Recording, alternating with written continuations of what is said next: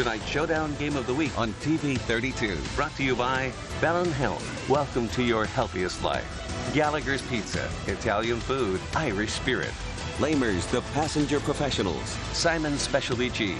Experience the best of Wisconsin at Simon's Cheese, Little Chute.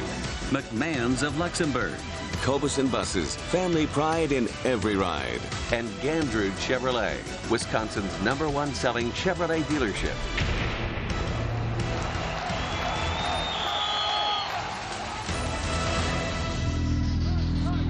Live from Luxemburg-Casco High School, high school football is on the air on TV 32. Tonight's Sports Showdown brings you a Northeastern Conference Championship game. Luxemburg-Casco hosting arch rival Denmark. Thanks so much for being with us tonight. Filling in for Ted Stefaniak, I'm Brandon Kinnard alongside John Mino. John, great to be here with you. Great to be here with you, and we can see eye to eye. Absolutely. Ted has about a foot on both of us. At least. So it's good. It's good. We're evenly matched, dressed the same. Yes. Ready to roll, and as far as the football goes, it does not get much better than this. Two arch rivals playing with so much at stake. Yeah, you hit it right about the arch rival. These two teams in every sport, they go way, way back, and I'll tell you what, they just go after each other. I mean, it's really something. But these are two playoff teams we're watching tonight. Not just playoff teams. I think each is going to go pretty deep in the playoffs. They're both really good. We saw Luxemburg-Casco here against Little Chute. They pounded them. I mean, just physically, they're quite the football team. Denmark, basically what I go off of them is from watching your highlights on Friday nights after the games, and the fact that, man, they've beaten some really good teams. So, great matchup. A game that means so much to both of these communities, separated by only about 15-20 miles. Luxemburg-Casco coming in at 8-0, and Denmark improved to 7-1 with this win over Xavier last week. Yeah, they've just been methodical all season long, just playing really good football.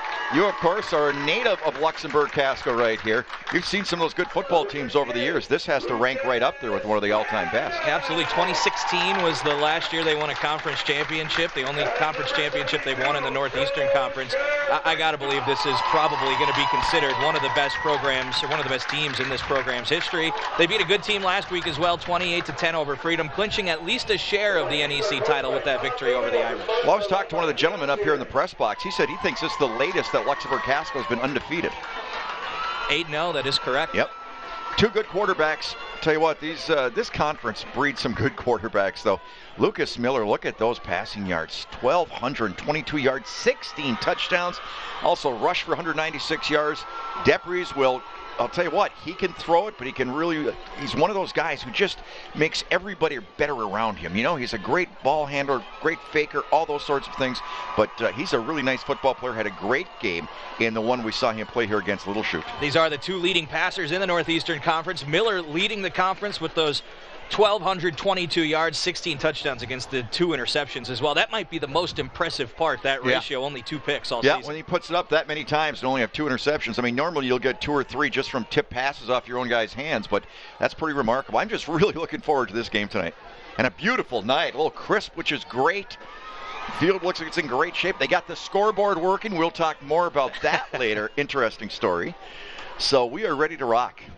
Good to have you here. It's good to be here, John. This is everything you could have hoped for. A great game with so much on the line. Denmark's going to get the ball to start. Luxemburg-Casco in the home maroons with the gold trim tonight. Denmark in the road whites with the purple pants. And by the way, Teddy's fine. There's nothing wrong with him. He's just trying to slay some wild game.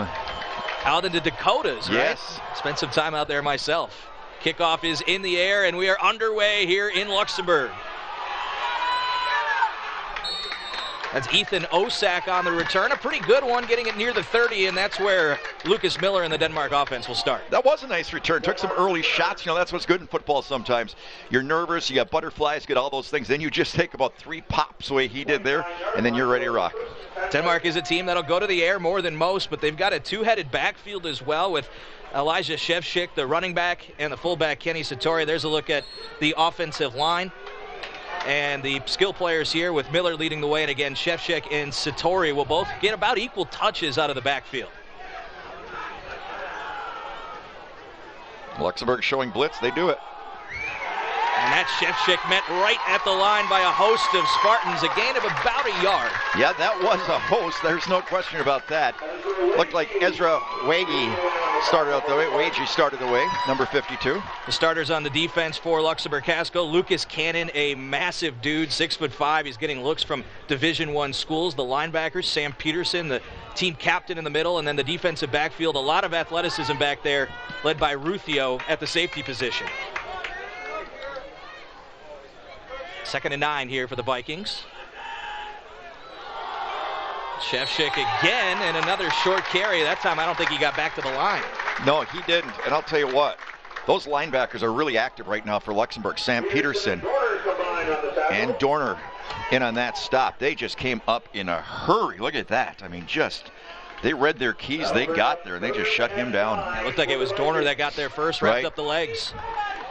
So a big 3rd down here early on for the Vikings, in jeopardy of going 3 and out, 3rd and 9. Well, we'll see this arm. And Lucas Miller leading the Northeastern Conference in passing here in the last week of the regular season. He'll keep it, roll out to his right, pass complete, near the sticks, but it looks like he's short, as that's Ruthio coming up to make the stop for the Spartans. Well, I give the receiver credit. He did not want to go down, but I'll tell you what, they just surrounded him. Jonah Getch. Getch, the tight end, another look. Nice fake, nice ball action. And this will leave after this pickup of 4th and 2 for Denmark. Yeah, Ruthio's a heck of a player. You guys saw that on display the last time you were here when they played Little Shoot. He had an interception in that game. Outstanding. Big he was all over the field play as well. Yep. So it is a 3 and out for the Vikings. Jonah Getch, who just caught that pass, is the punter for Denmark.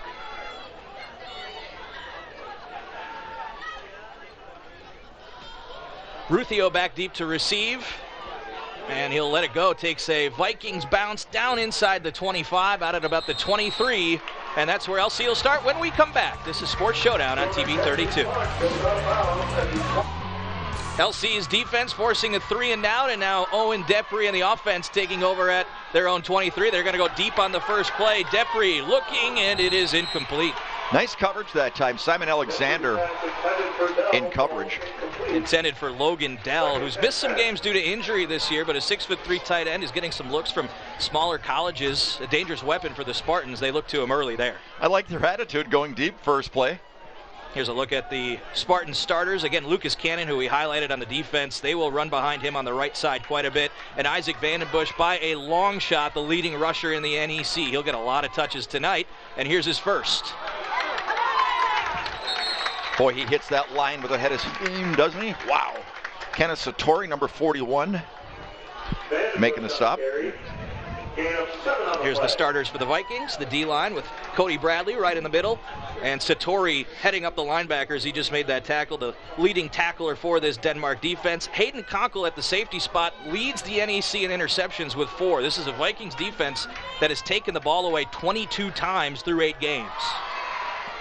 3rd down and 3. Vandenbush again, and that'll be close. Real close. Caden DeGrave in on the stop that time with a couple of others for Denmark.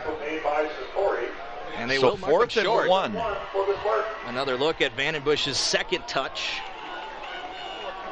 That Vandenbush-Satori matchup in the middle of the field is going to be fun to watch when the LC offense and the Denmark defense are out together. This will be fun to watch, see what they're going to do. They keep the offense out, 4th and less than a yard, and this is a key play early in the game here for the Spartans. Depre to Vandenbush again.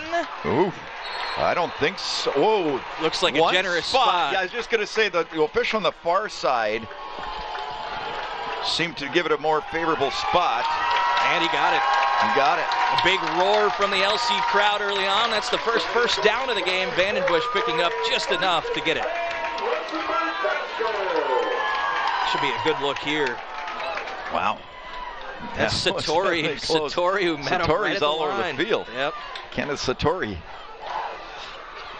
So a fresh set of downs here for Depre and the Spartans. And he'll keep. Nearly intercepted. Wow. That one had a shot to go the other way. Colton Bradley. Yeah, Bradley had a shot at that, and that would have been 6 the other way. Just couldn't quite locate it. Incomplete pass by Depre. He just, Depre just missed him, didn't see him, because I'll tell you what. That guy, I think it came on him too fast.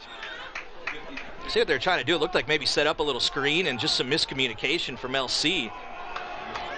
Yeah, there was nobody really out there. Number 6 was trying to get out there. Max Ronson, who he'll get a lot of touches during the course of a ball game. Pitch to Vandenbush. He's got a gap, and Isaac Vandenbush, you see the quickness as he falls forward for another LC first down. Hayden Conkle on the tackle for Denmark that time, but a nice play. Got some nice blocking at the point of attack. Interesting play design, too. The pitch out of the shotgun. Right. Number 52 and number 15 both combined for the block at that time. That's Ezra Wagee and Logan Dell. Wagee's one that stands out when you look at the sizes of these players. 5'8", 185 playing on the offensive line. You got to be tough to do that at that size. Absolutely. Quarterback keeper. Depre up the nice middle. Nice job. Close to the sticks, and now they'll finally mark him down. Forward progress past midfield up to about the 47. That's what I was talking about in the pregame a little bit there, as far as the things he does that don't show up statistically. That was a great fake. I mean, he does all these kind of things. He really carries out the little things really well. The and misdirection. Not afraid to put his shoulder down. And misdirection with Ruthio coming in motion there, and he's a threat to touch the ball a lot. He's their leading receiver, but he'll also run it. Jet sweeps, things like that. Dakota Steinhorst with the tackle. Second and short. Depre's going to throw, and he'll just get rid of that one. So that'll leave third and about a yard here for the Spartans. Down and Distance is brought to you by Gandridge Chevrolet. Find the right vehicle at the right value for your money. Complete inventory online at GandridgeChevrolet.com. Hunter Drewiski, 6'2", 240, put a lick on Depre right after the play, or right after he let go of the ball. 3rd and 1, huh? That's Vandenbush in the backfield next to Depre. Depre keeps it. Depre with a nice move, still on his feet. Owen Depre up past the 35, a first down and more for the Spartans. That's what he does a nice job just controlling that offense, doing the nice ride, finding his holes, putting his head down. He's got quickness, he's got strength. That's a nice football player. Nice size, 6'1", 190. Getting some looks to play baseball in college. Both these schools pretty good baseball programs. Denmark won the state championship, Division II last year. I was going to say, they've just been rolling them out. That's Vandenbush. Moves the pile. Gain of about 5. And those will keep the chains moving. Right. Pick this up is an some impressive 4, drive. 5, 6 yards. That's what we've seen here on this drive, with really the big one being that keeper from Depre on 3rd and short a play ago. Gain of 4, actually. Yeah, they're mixing it up, throwing it a little bit. Now they got trips on the left-hand side, 1 wide on the right. Single man in the backfield.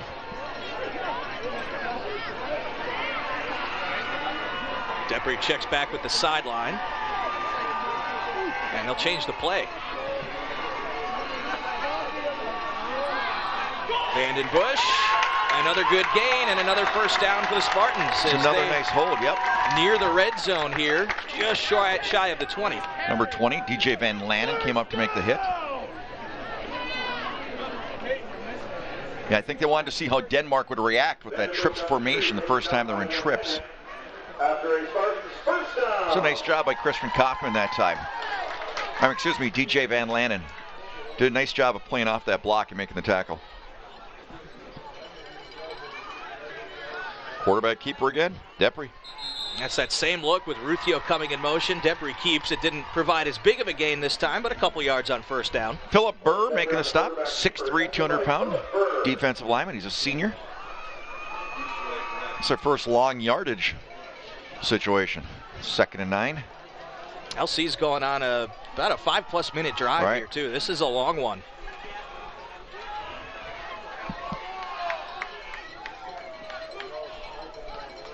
Depre in shotgun on 2nd down and 9. Kind of doing it again. See what Denmark, how they react.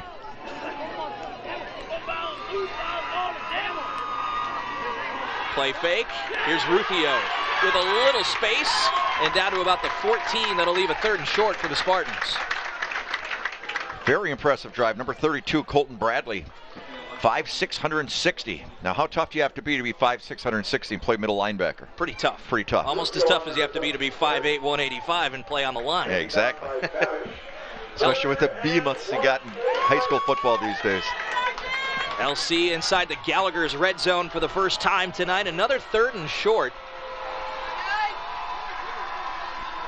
Vandenbush gets another touch, and that should be good, and it will be good to pick up another Spartans first down. They are definitely moving the chains, but I'll tell you what, they're earning it, because that was another tough hit. And once again by Colton Bradley, the linebacker. These Denmark kids are hitting. Watch number 32. Boom. Yeah, nice play by Bradley to sneak inside his man and make that tackle. Gallagher's Pizza is tonight's Red Zone sponsor. Gallagher's Pizza, Italian food, Irish spirit, now with locations in Swamico and De Pere, as well as 2 locations in Green Bay. 1st and 10. Here's Ronsman. Max Ronsman with his first touch. Gets around the outside. Ronsman to the pylon. And that's a touchdown. What a nice-looking jet sweep that was. It looked like he was going to be taken down with an ankle tackle after a few-yard gain, but he just slipped right through that one. Took it down to that corner. The referee was right there to make the signal. The 24th carry of the season for Ronsman is his first touchdown on the ground. And Luxemburg-Casco takes an early 6-0 lead over Denmark.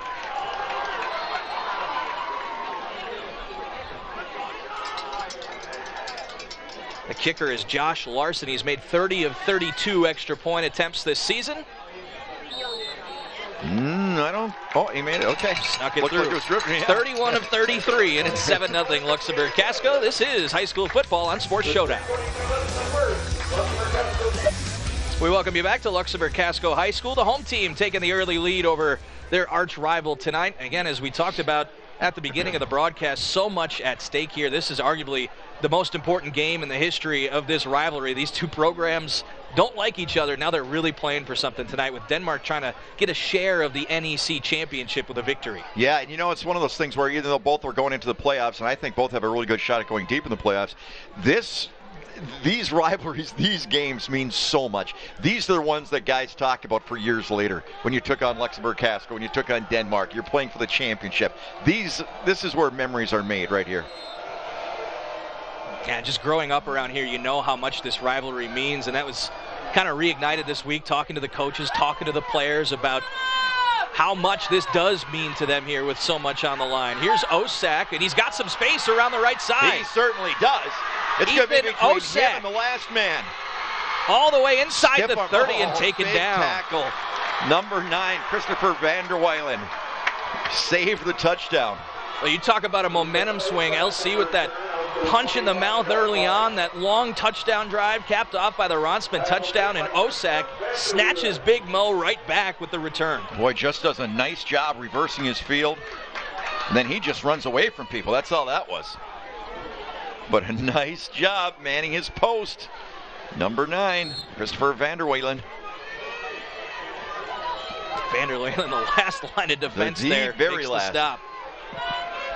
Now we'll see if Lucas Miller and the Denmark offense can capitalize off the great field position starting at the LC 25. That's the first carry for Kenny Satori, picks up about 4. Ball on the 25 down to the 21. It's one of those things too, with a Denmark team that throws the ball so well. Normally in high school football, you think, okay, they're at the 22, they're going to run 3 more run it 3 more times, whatever. But this team, you just have a sense that they're so confident in their passing game with what they've been doing throughout the course of the season. It was right around this part of the field. They had a touchdown to Jonah Getch last week in the win over Xavier. Off play action, they hit him over the middle. They'll run it this time. Chef Schick on the pitch. Good job navigating the Spartan defenders. Nope, a little short. So it'll be about 3rd and 1. Can you imagine this is probably 4-down territory here too for a Denmark team that doesn't kick a ton of field goals. Nice job of the defense that time, staying with it. Number 3, Evan Dorner. Basically just didn't make the tackle, but he just tied up that blocker enough that there was no more running room. And when I say doesn't kick a bunch of field goals, I mean they haven't attempted a field goal all season. Right. That's not a bunch. 3rd and 1. Miller under center. Shevchik has space. Shevchik near the goal line and stopped just short. It'll be 1st and goal, Denmark. Max Ronson making the touchdown saving tackle that time, but a nice hole, and he just burst through there. This offensive line is doing a really nice job in this series for Denmark. Look at that hole. Very nice. Nicely done. Got a kick out block. Number 41, Kenneth Satori. 6'1", 205. 1st and goal from the 2 for Miller. He'll give it to Satori, met at the line, pushes forward, and touchdown. He's in. What an answer by Denmark. They wasted no time. The big return by Osak set him up, and 4 plays later, the Vikings are on the board. Just came out with a whole different attitude on that series, though, didn't they? Just with their offensive line, the way they fired out. I got a feeling we could look back later in the game at that Osak return as undoubtedly a huge key. Right, absolutely. Hayden Konkel's the kicker, also the leading receiver for Denmark. He's 15 of 23 on extra point attempts, so he has missed 8.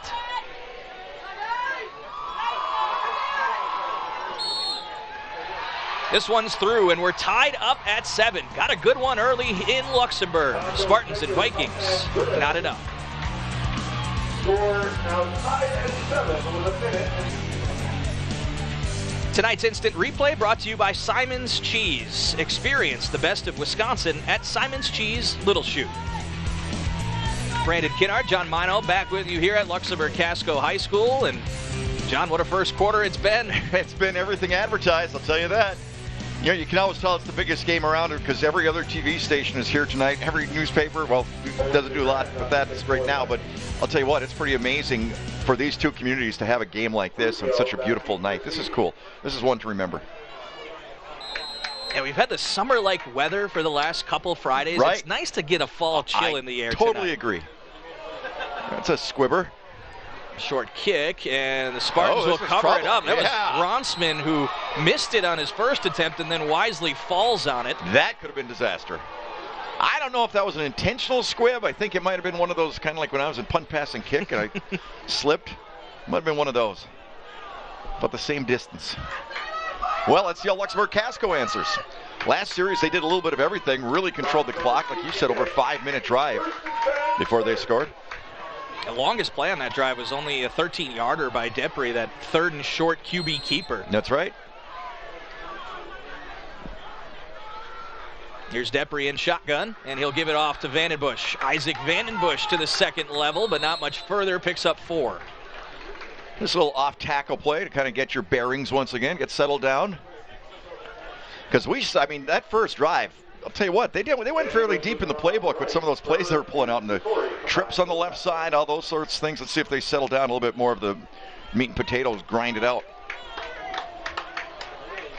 Tackle made by number 20, DJ Van Lannen.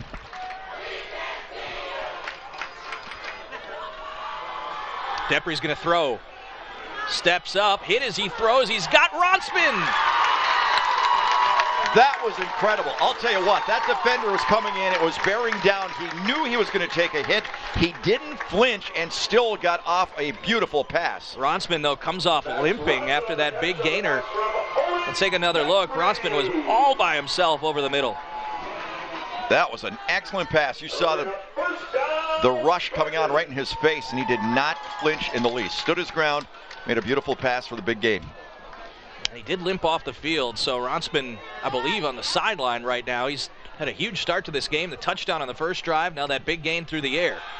This is Ruthiot. Ryan Ruthiot with nowhere to go. Look at this. Ryan Ruthiot. He could go. He needs one block. Unbelievable. Touchdown, Spartans. Boy, he had nothing, John, and the other side of the field was just wide open. He had 5 or 6 white shirts in front of him, and I thought he was just going to get splattered. And he decided to reverse that field, and he did, and wow, that was incredible. One you got to see again. Here's another look. Look at this. Nothing. Oh. Boy, has he made some highlight reel plays this season. Incredible. And that's got to be the best one yet. Wow. Extra point is good. So 14-7 now. LC snatches the lead right back after Ruthio's 45-yard touchdown. Well, I can honestly say this is the best first quarter we've had this season. This is incredible. This is incredible. What some great athletes on the field tonight. I don't know if I've ever seen a guy more tied up with defenders and escape for a touchdown than this. Another look from a new angle here, and look at how many white shirts. There had to be 7 or 8 of them there. You celebrate that from the LC side, but Denmark's got to be kicking themselves over there for not pursuing and finishing that play. Wow, what a play. He gave the little Tyreek Hill peace sign as he crossed the goal line. I wasn't sure what that was. That's what that was. Okay. He's got speed. I don't know if he's that fast, but okay. That was a heck of a play there from Ruthio. That was a heck of a play. You talk about the kick return. Yeah. Now that, there have been some game-changing plays here. We're not even through 12 minutes. Absolutely. And by the clock is working. They had lots of problems with the clock this year. Okay. Yeah, this is a story. They tried to get a part, and the company said we don't even make those parts anymore. The scoreboard's so old, we don't make them anymore. There's nothing you can do. Throw it away. So one of the guys went on the internet somehow.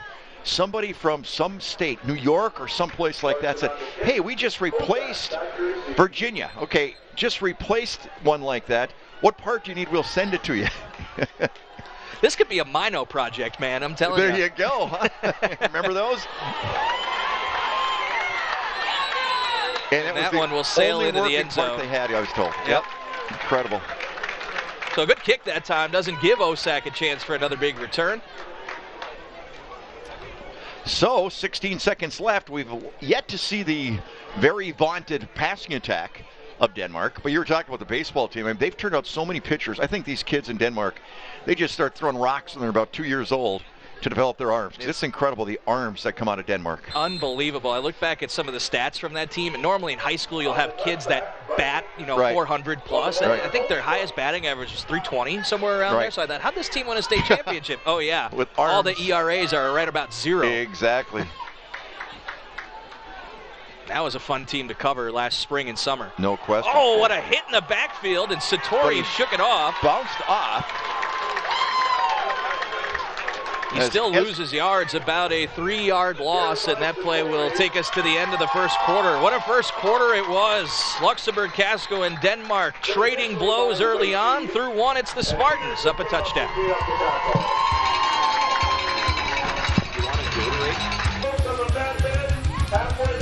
It'll be a second down and 13 for Denmark to open the second quarter. Thanks for being with us tonight on Sports Showdown, TV 32. Brandon Kinnard here, stepping in for the venerable Ted Stefaniak alongside Venerable, John I like Mino. that word. Venerable. How else could you describe Theodore? I like that. Absolute legend. Venerable. I remember watching you guys when I was a kid. I don't know if that makes you feel old or not, but... Well, yeah, it does. Here we go, second and 13. They'll go on the ground again. Shevchik with space. Ruthio met him about 5 yards shy of the sticks, causing him to slide down, so that'll bring up at least third and manageable here for the Vikings after a 10-yard gain. Absolutely, that's a big play. Bring up a very manageable, as you said, third down and about 2.5. Tell you what, for 21 points, that first quarter flew, didn't it? It really did. That one long drive from Luxemburg-Casco killed a lot of clock. It was about a 6-minute drive for the first touchdown of the game. Miller on 3rd and 3. They'll give it to Shevchik again, and he's met and taken down immediately. Braden Schley on the tackle. Yeah, nice job. Also, Ezra Wagey got in there in a hurry. Number 52. No gain. 4th and 2. So Denmark faced with another decision here. They had a 4th and 3 on their first possession of the game and punted from about the same spot on the field. This is a 4th and 2. I don't think there's an option here, is there? We saw LC go for it from right around here. It was 4th and inches, though, and they are going to punt it, it looks like. Yeah, with the way LC's moving the football, you don't want to give them a short field. Ruthio, the return man for LC. We saw how dangerous he was on his last touch. And now whistles.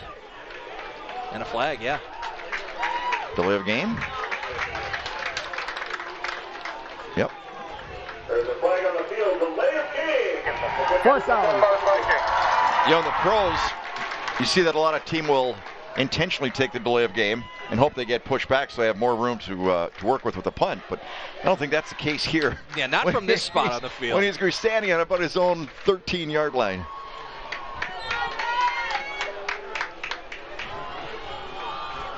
So that'll cost head coach Tom Newman in Denmark 5 yards. Getz Look with out. the punt, had a run at it there. And Ruthio's got space to work. Ryan Ruthio with that great speed across midfield. Taken down at the 45 with a flag back in the center of the field. And Ruthio took a big hit. He's slow to get up. 45-yard line. There is a flag on the play. Appears to be fine, though. We'll check the flag. Yeah, he's up, and I think he's just going to come to the sidelines, clear his head a little bit. Flag was out in the middle of the field. It wasn't really near the return man. Legal block in the back. During return. 10-yard penalty. First down. Now you see a flag come in on the backside Right. of a play like that. That's almost always what it is. Seen a couple of guys slip now. You know, the night dew might be coming out there. The autumn dew. Make it a little bit slippery. It's a beautiful field, though, natural grass that I remember just when don't see much anymore, but it's still beautiful. I remember when they built this, the field used to be back on the other side of the high school across the street. This is probably about 20 years old, I want to say. Yep. In that range. Depri and shotgun, high snap, and he'll just have to eat it, keep it himself, but he makes something out of nothing. Owen Depri all the way down to the 42. He absolutely made something out of absolutely nothing. Great play that time by Depri. Snap was bobbed a little bit. Just put his head down, got what he could get, and got about 14. A great play right there to hang on to it. I think that was a handoff to Vandenbush was the called play there. Right. That's what it looked like, and Depri just had to keep it. Yep. Heck of a play. He's made a couple nice runs He tonight. certainly has. That's about the same distance as the other long one he had. Two wide receivers to the wide side of the field, and this time they'll give it to Big Vandenbush. His biggest gain of the night, Isaac Vandenbush around the edge. He's got the sideline inside the 10. Vandenbush finally pushed out. Gain of 33 yards, first and goal, Luxemburg-Casco. Ezra Wagey and Logan Dell did a great double team that time, and that's what sprung him. You could see right off the bat there was a huge hole in that left side. So it's first and 10, actually. He marked him out just shy of the 10. So a chance to pick up a first down before the goal line here for the Spartans. Clock stopped. Timeout, I believe? Yeah. And timeout, Denmark. We'll take one with them. Luxemburg-Casco up 7 and threatening to add on Sports Showdown. Another look at that big gainer from Isaac Vandenbush as he's flashed the speed here, John. We've seen him in between the tackles with some of those 5-6 yard gains, but he got the edge and was off to the races. And I've got to correct myself. It was Ryland Day, number 62, Ryland Day, not 52, who made that great block there that helped spring him. Nice job by Ryland Day. 6'3", 200 pounds, just a sophomore. That was a 30-yard gain for Vandenbush. They pushed him out at the 12. So again, not quite a first and goal here, but they are threatening again inside the Gallagher's red zone.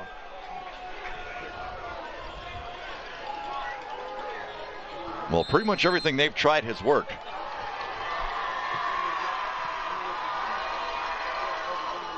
Vandenbush again, and this time nothing doing, picked up about a yard.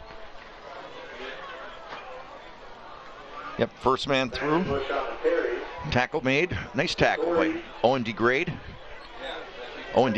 excuse me, number 58. DeGrand, one of those pitchers on the baseball team we were talking about earlier. Yep, that's a name you hear quite often in sports.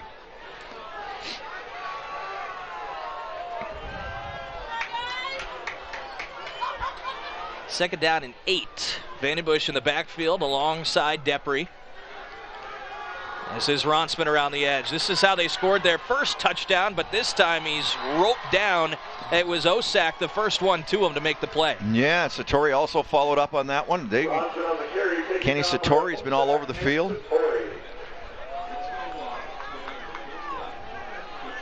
Nice job right there. Hung on to him.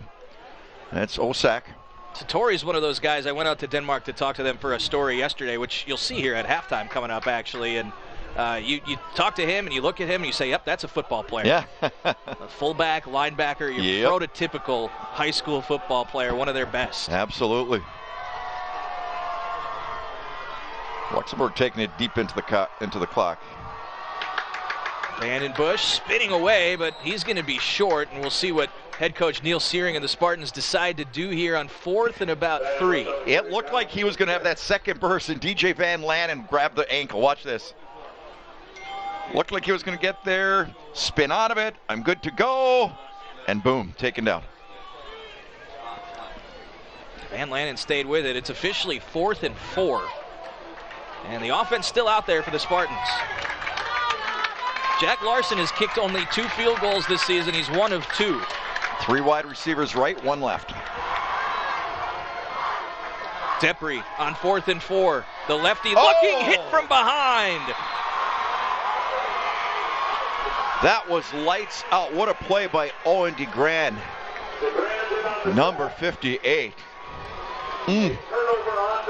Depri never saw him, and there's a big stop for the Vikings defense, backed up near their own goal line, and it's the senior DeGrand making the sack. Yeah, I'll tell you what, once Luxembourg got close, it's almost like Denmark just decided, okay, that's enough of this, and they just pinned their ears back in those last 3 plays. Only the 2nd sack of the year for DeGrand, and now we'll see if the Vikings offense can do something with it. They have 1 score, but it came after a big special teams play. Long kickoff return from Ethan Osak. Put him at about the 25-yard line to start. Looking deep on 1st and 10. Great coverage down there. Yeah, he had a shot at it, but that was just tremendous coverage. That's a great matchup. John Larson with the coverage on Hayden Conkle, the conference's leading receiver. Both players listed at 6'4", so you got some size on that jump ball. Outstanding coverage. You know, it's a perfect throw, really. I mean, that throw was right there, but man, take a look at this coverage. He just had him blanketed. Really the first deep shot we've seen this Denmark offense take. It's a pretty live arm he's got laying it out there, I'll tell you that. Miller's pass intended for Conkle, broken up by Larson on the play. Great coverage by Larson. He was right on his hip the whole way. 2nd and 10 now for Denmark.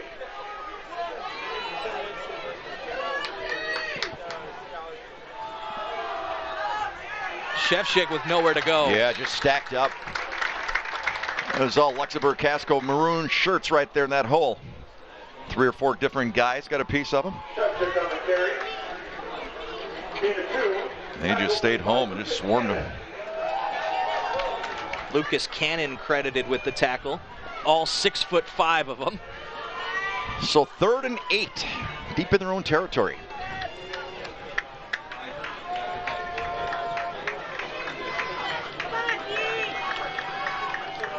Two wide receivers left for Miller, who's under center. Play action. Oh, he had so much space, but the pass to Getch just off the mark. If he had dropped that down, he'd still be running. Because they did that right. They had the misdirection. Looks like they had Luxemburg-Casco fooled, but he just overshot him under pressure. There is a flag, though. Flag in the Denmark backfield, it looks like. Personal foul, roughing the passer, defense, 15 yards, automatic 1st down. And that's a big call. That's a huge one. I didn't see it in real time. I followed the pass, but here's another look at the hit. Yeah, I guess that's part of the, taking them down to the ground type thing, driving them into the ground. That was Logan Dell. That was a huge break for Denmark right there. A fresh set of downs to work with now. Shevchik will get it, and he hasn't had much luck so far tonight. No, this Luxemburg-Casco defense has been outstanding. I mean, there's been basically nothing hole-wise in the interior of the line between the tackles. Shevchik had a big gainer on the touchdown drive, about a 20-yard pickup that put him in a 1st and goal situation. Other than that, though, he's been stymied.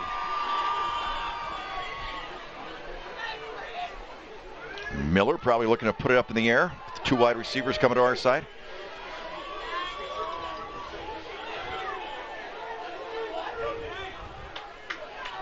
offset I formation here on 2nd down and 9. Going under center. Pass off the hands of Conkle. And Larson had a chance at it. Yeah, tried to get it into his hand. He had the one blocker out there, almost like, you know, a bubble screen type thing. Get the other receiver out there as your lead blocker. Probably right like there. to see a little more zip on that pass. Yeah. Floated it a little too much. Yeah, just high and wide. So another big 3rd down, 3rd and 9. Remember, they looked for the tight end Getch on that last one, but ended up picking up a 1st down after the roughing the passer call. The stands are rocking underneath us. Luxemburg-Casco crowd right below us. They're getting up for this 3rd and 9. Miller's going to throw. Incomplete. Good coverage once again, actually double covered over there on that sideline. He was looking for Simon Alexander, who has only 4 catches this season. A great defense on the part of Luxemburg-Casco in this series. If nothing else, Denmark flips the field position a bit here, picking up a couple 1st downs. Right. 3rd punt of the night coming up, though, for the Vikings. It's a dangerous man back there, though, isn't it? That's Ruthio. Had that incredible touchdown run late in the 1st quarter, reversing field. About a 45-yard score. This punt high in the air, though. He's not going to have any space. Yeah, I don't blame a big him. Bounce. Yeah, that one went above the lights. I think you lost track of that one up there. Spartans ball when we come back on Sports Showdown. 1st and 10, Spartans. They lead by a touchdown. Depre keeps it, picks up a couple. No matter who you are, part of you is an athlete. Whether you're a student, a professional, or a recreational athlete, the Bellin Health Titletown Sports Medicine and Orthopedics team provides elite care for everybody. Bellin Health, the official healthcare partner of Sports Showdown.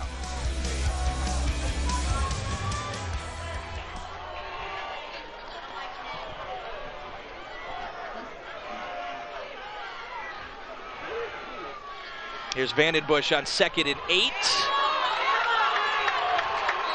Falling forward for a 1st down, picks up about 13. Another nice hold. Nice job on the left side of the offensive line for Luxemburg-Casco. They cleared out the initial line of defense, then left him to the linebackers in secondary. That was a good-looking play. It was a good fundamental play on the part of Luxemburg-Casco. Vandenbush does a great right job following the blocker. Yep. He's got the hand out to just kind of on the back of his blocker to make sure he follows him. Luke Van Donzel, number 66, 6'1", 230.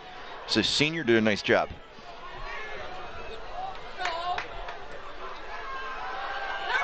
Vandenbush finding space again, and there he goes. Isaac Vandenbush, another 1st down, 13-yard pickup, and here come the Spartans. That was a great effort. Is there a flag in the play? There is. Back near the line of scrimmage.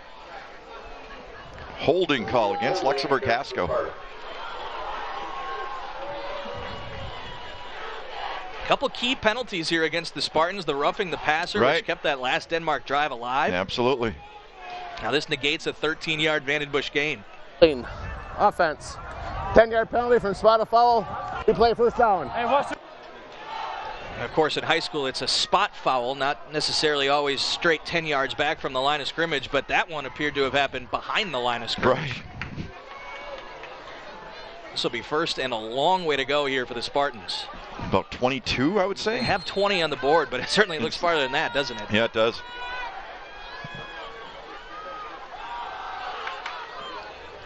Not as much room for Isaac this time. Picks up 3, maybe 4 yards. 2nd and long coming up. Well, you know, we saw them throwing it a little bit early in the ballgame. In fact, very first play of the game, Luxemburg-Casco tried going deep. Didn't have any success with it. They haven't had a lot of success throwing the football yet tonight. But they haven't really had a need to throw the football either. When the ground game's working, right, you stick absolutely with it. So 3 wide receivers to the right, 1 to the left.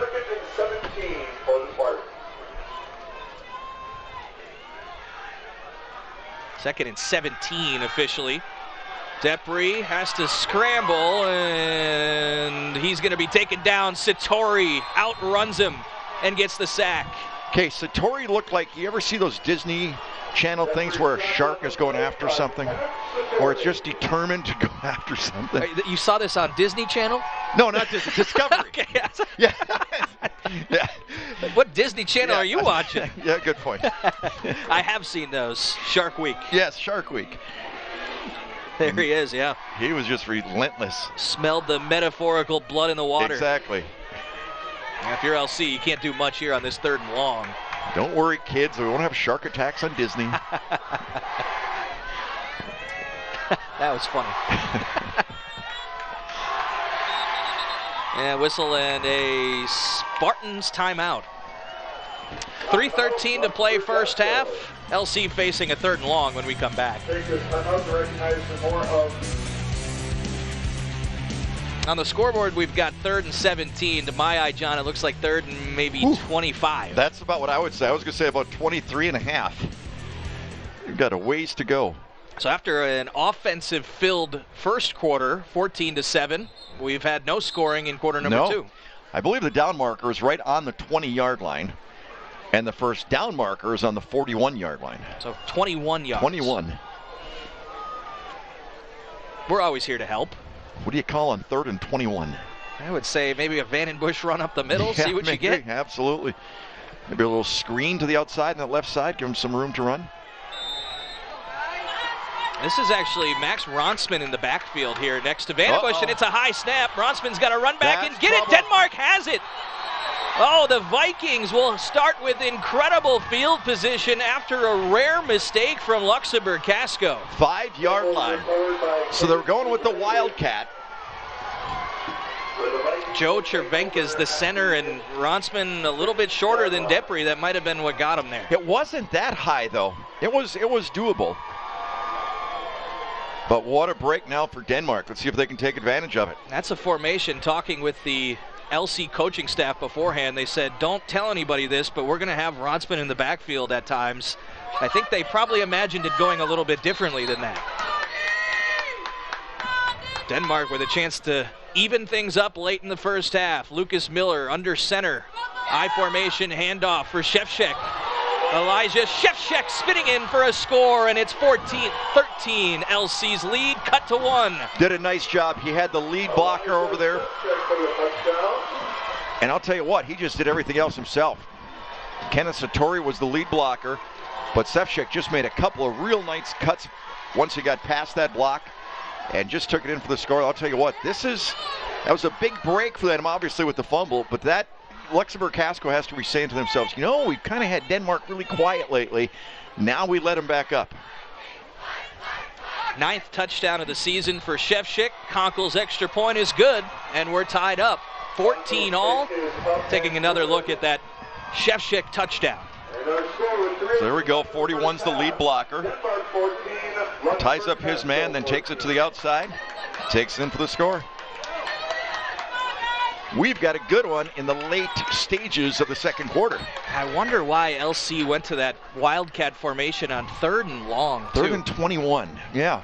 What are you hoping to do on 3rd and 21 to go to a formation like that? That's an interesting call.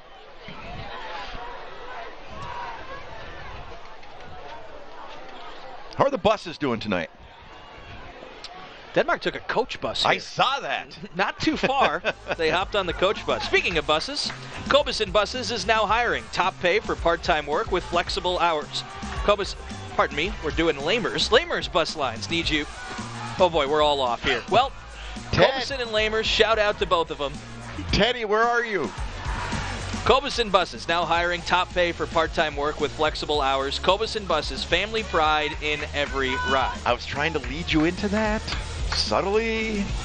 Wow. It's a lot of buses. Where's the big Norwegian when you need him? Nobody does bus commercials like you do. Yeah. And so we'll see how LC can respond. The always dangerous Ruthio on the return. Ryan Ruthio right up the gut, and DeGrand meets him at about the 44. And you're right, though. Always dangerous. You always have that feeling something could happen, don't you? Well, plenty of time. We'll see if LC can get something going for halftime. 2:53 to play first half. Freedom leading Wrightstown 20-0 near the end of the first half. De Pere leading Preble 21-0. De Pere looking for an outright FRCC North championship tonight if they win. Depre to throw, and he will scramble with space. Oh, and Depre past the sticks for a first down. Absolutely, for the first play with a little less than 3 minutes to go in the first half. That was a huge play. That's his third run of 10-plus yards tonight, and 2 of them have been off-schedule plays. One on the bad snap, and now this on the scramble.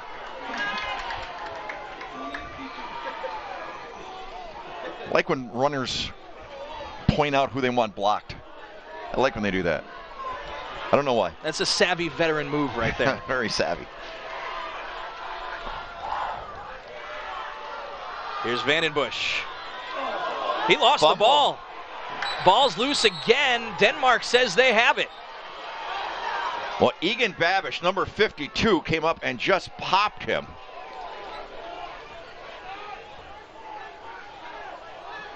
Still looking. Denmark seems a lot more excited about this than LC does. I'm telling you, Egan Babish just came up and packed a wallop. 5'8", 185 pounds. And it's going to stay with the Spartans. Big recovery. Man, avoiding disaster there. Would have been their second turnover in about a minute. Here's another look at that ball popping out. There's that hit. Yeah, you're right. That was Babish coming in.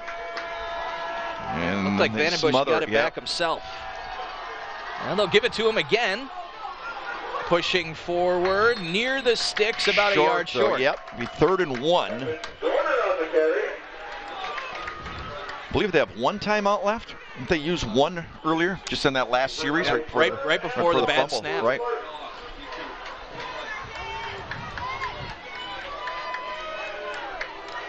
So you still have time. It's not a, desperate home run ball type of situation. Plenty of time to work with, and LC's in no hurry here. Vandenbush for a 3rd straight play. First down inside the 30. I'm telling you, there's some hitting taking place, though. These teams, I don't care if you gain 8 yards or not, you pay the price. Boy, has this lived up to the hype so far. Is it ever? It's outstanding.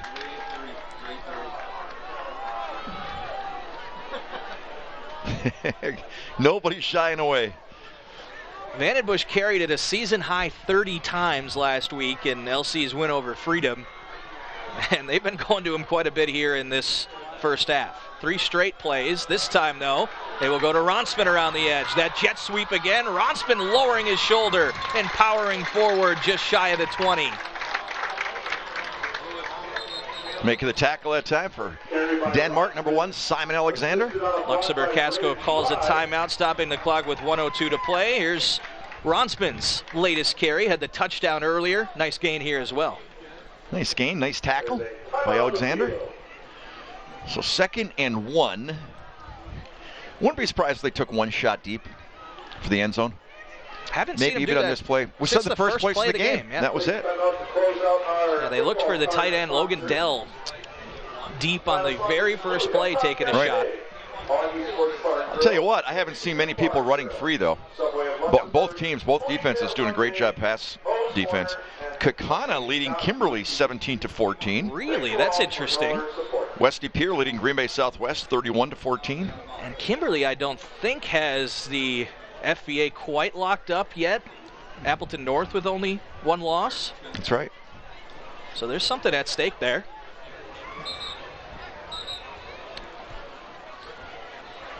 Isaac Vandenbush with another heavy workload tonight, one of the leading rushers in the state. Here's a look at what he's done throughout the evening. Yep, that was one of the big holes he had early in the ball game.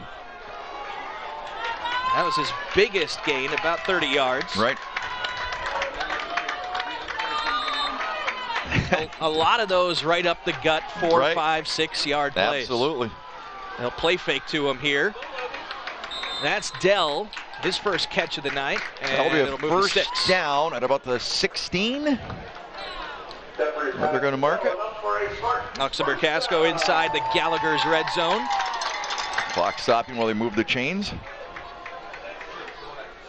I think he might have gotten out of bounds there, actually. See if they wind it.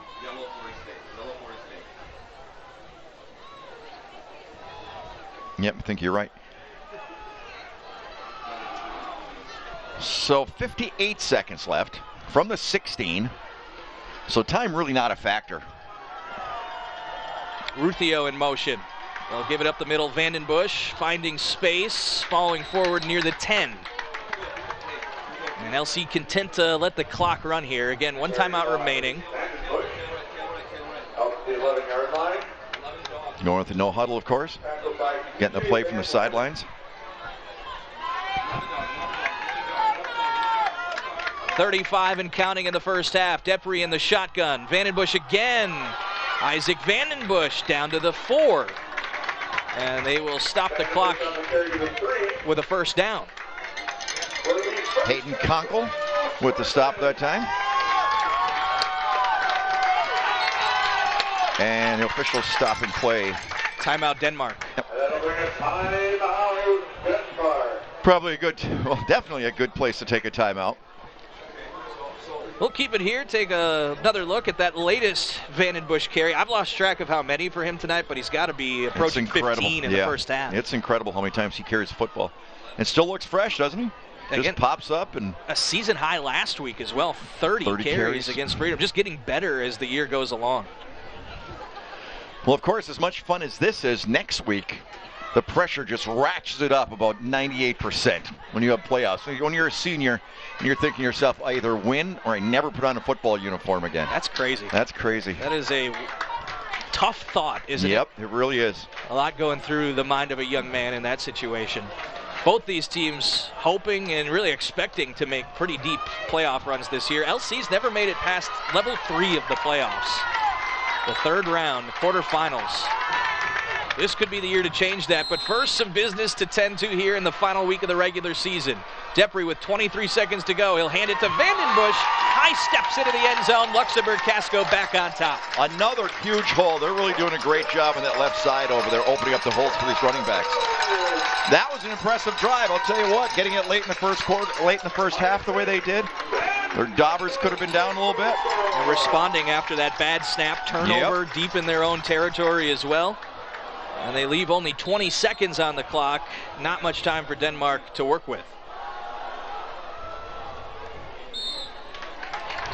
Extra point good, 21-14 the lead. LC has never trailed tonight. Denmark has tied it up at 7-7 and at 14-14, but now the Spartans back in the lead, and they will get the ball to start the second half as well. And that was just good clock management, good game management, just very solid. I mean, just it almost looks like a veteran high school team. You know, some teams, they just seem like they're older than their years, and it just seems like that's the way they're playing tonight. That's a really tough football team. I don't think anybody that watches this game who might be facing them in the playoffs is getting too excited about it. I look at what the Spartans have done so far this year. All W's in that column, and a couple of shutouts early in the year with those games against Seymour and Winneconne. Big win over Wrightstown. That was the only team that beat them last year. So getting them in week 4, a big momentum boost for this LC team. And then, of course, Freedom, always a good program. A hard-fought win last week. That 28-10 win, that was closer than it looked. It was 14-10 late in the third quarter before LC scored a couple late touchdowns to pull away. I'll tell you what, Kingsford, Michigan, they play some pretty tough football in Kingsford, and they just pounded them, 35-6.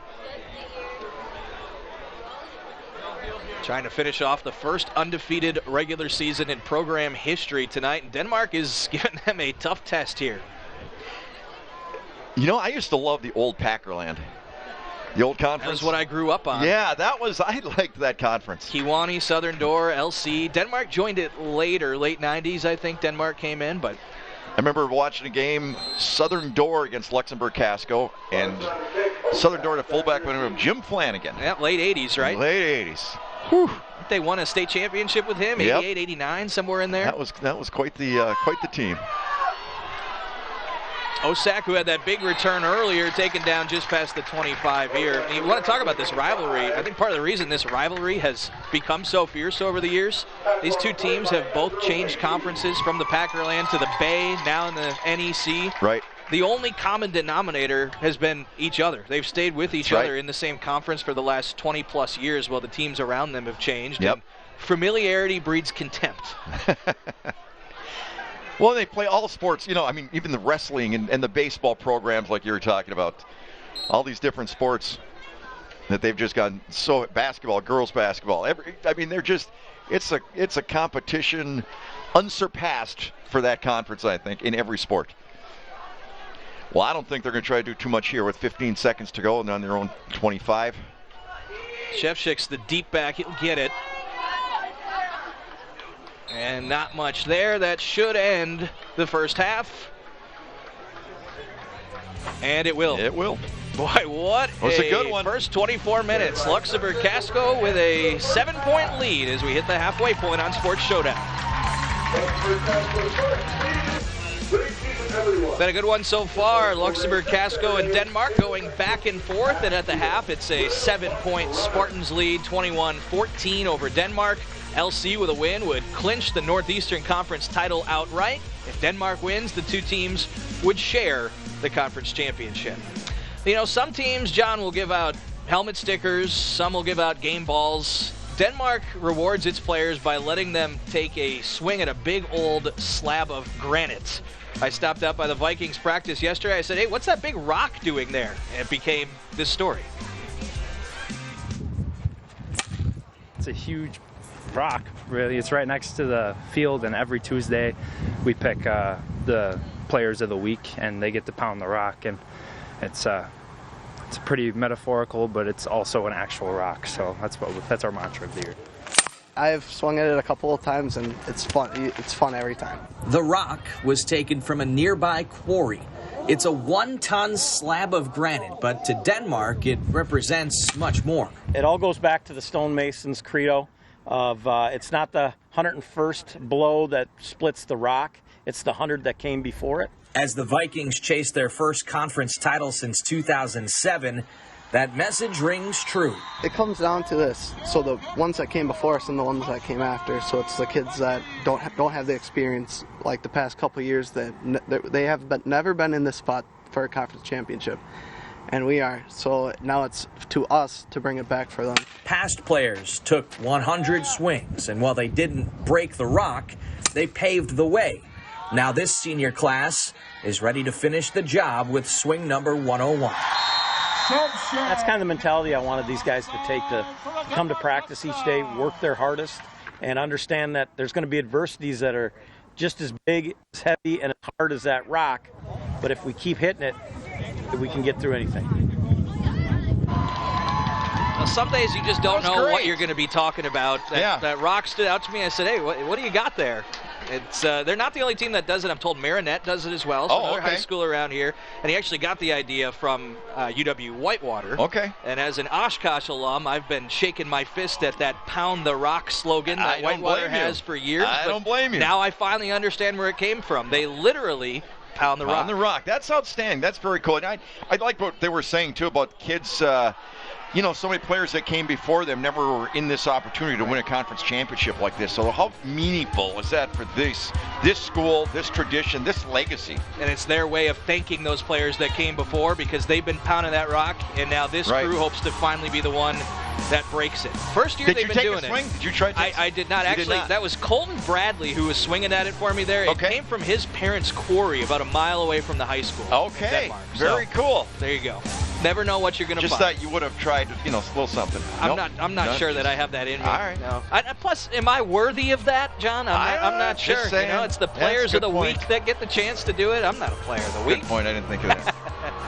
All right. Always a good time here on Sports Showdown. We got a good football game as well. After this break, we'll take a look back at some of the first half highlights here on TV 32. 7-point lead for Luxemburg-Casco at the half. Looking to close out an outright Northeastern Conference championship with a win over arch rival Denmark tonight. Eventful first half, John. Let's take a look back at some of the highlights. You know what? You go ahead.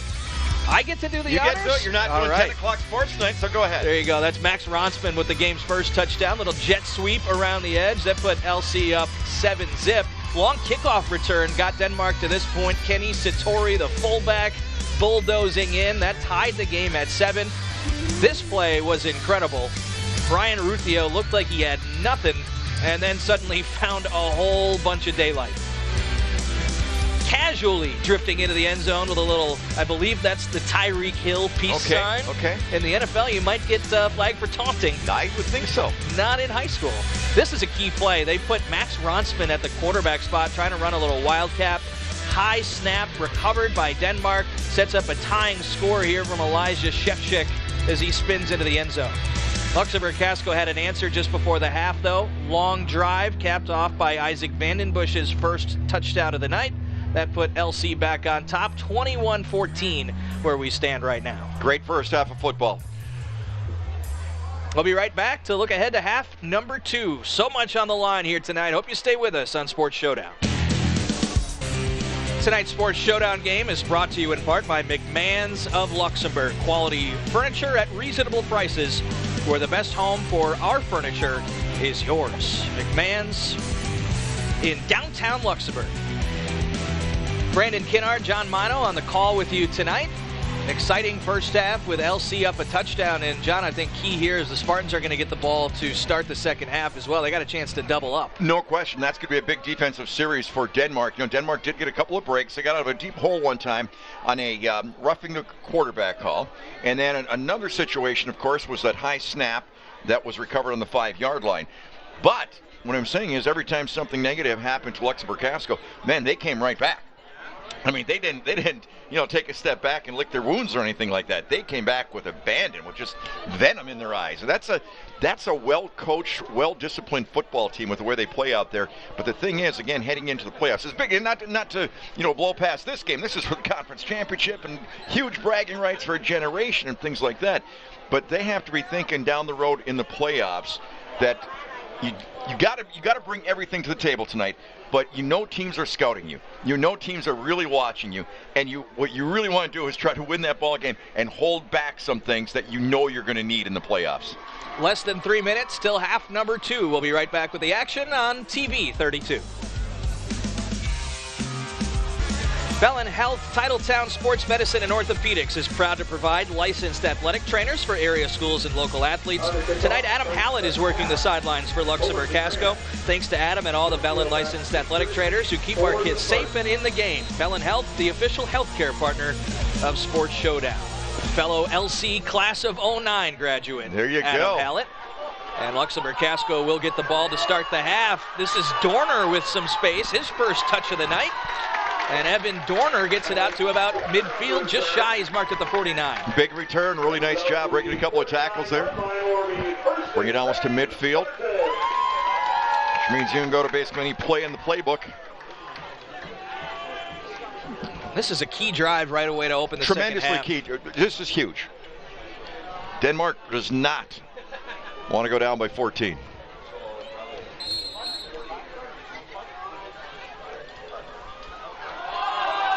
Almost got a Viking to jump there on the left side. I think that was DeGrand, who's been so good tonight, nearly jumped offside. Vandenbush always seems to find space, and he picks up about 6. Boy, he can run laterally as good as anybody, can't he? Doesn't lose speed. Flag on the play.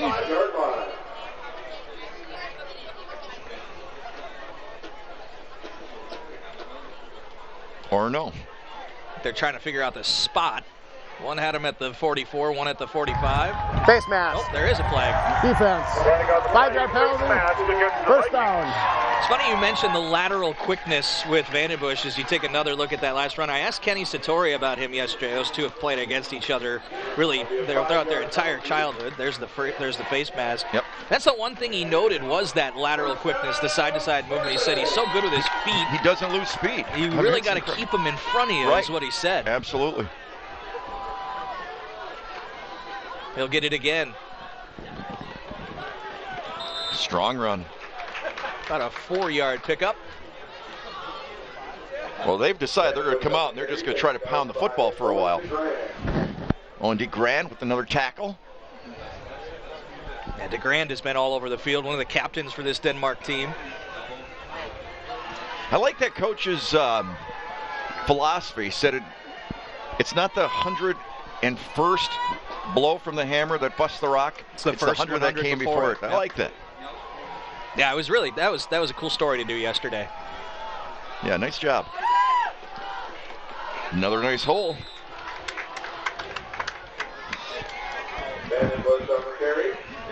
Second down and short. Third down and short, pardon me, coming up. Yep. 3rd and 2. It'll be 3rd and 2 as here's a look at that last Vandenbush carry. Satori, go figure, on the tackle. Well, he looked like a square-jawed linebacker, that story you had there, doesn't he, though? That's what I was saying. He's got the Hollywood look. He looks and sounds like Yep. a football player. He was meant to do it. 3rd and short. Vandenbush moves the sticks, and then some all the way down to the 25. Well, they're getting those holes, and Vandenbush is hitting them just at full breakneck speed. I mean, you could just tell. Luxemburg-Casco came out. They must have told them guys at halftime, listen, this opening drive of this second half could determine your legacy. Seriously, be the first one to win the championship outright, go undefeated regular season, and this opening drive is the one that's going to set the tone for the rest of this ballgame.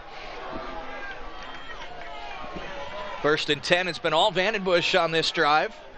3 carries plus that 5-yard face mask penalty on the first play of the second half. A lot of misdirection, and it's Ruthio with it on the near side. Ruthio eventually pushed down from behind. Satori on the tackle again, but a good gain of about 8 yards. You know, Luxemburg-Casco is one of those teams that they remind me almost a little bit of Pulaski, in that you never know, any one of the guys could get the ball, be the ball carrier. There's a lot of action taking place in the backfield, a lot of fakes get carried out. That's you know, if you've never seen that before, again, talk about playoffs, that could be so tough to scout. You want to talk about a team that's tough to film highlights of? That's Pulaski. You never know who's getting the ball with them. No. But Luxemburg-Casco's as close to that in the more, you know, traditional type of offense. Vandenbush with plenty of space. Isaac Vandenbush, touchdown Spartans. Did he stay in bounds? Yes, he did. Tiptoed nicely down that left sideline. Well, that was a statement drive right there. And that started with the kickoff return. Vandenbush touched it on all but one play this drive. Here's the look as he tiptoes the sideline. Yep, very nice. And for the first time tonight, we have a 2-score lead. Assisted by a pancake block by Lucas. John Larson with a chance to make it an even 14. He's a perfect 3 for 3 on extra points thus far, and makes it 4 for 4. Luxemburg-Casco in control now. The Spartans up 2 scores with 9:07 to play, 3rd quarter. Tonight's instant replay brought to you by Simon's Cheese. Experience the best of Wisconsin at Simon's Cheese, Little Chute. Had a great look on our last instant replay of that Vandenbush touchdown. We thought he might have stepped out of bounds, but replay clearly showed he tiptoed the sideline and gives LC its first 2-score lead of the night. Nice job by our cameraman there. Well, take one more look at it. Nice job staying in bounds. They've thrown for what? 1,222 yards up until this ball game. Have the feeling that maybe they're going to try to bring that weapon out of the case right now. The Denmark passing game in the first half basically non-existent.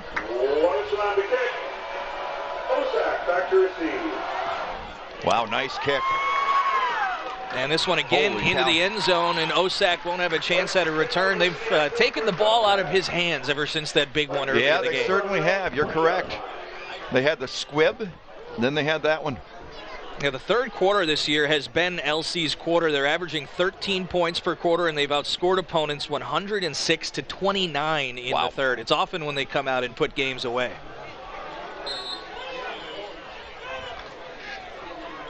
See if Denmark can respond. To their credit, they've responded every time they have. so You're far. Right. Both teams have. No question. Trading touchdowns throughout the first half. Shevchik with some room. Elijah Shevchik. A nice start to the drive, 11-yard pickup. Very nice start to the drive. That was just a nice quick toss. Just kind of get your feet under you once again. It's nice to pick up a first down in your first drive. Or in your first series, rather. Breaks a tackle there. Puts the head down. 5'10", 170.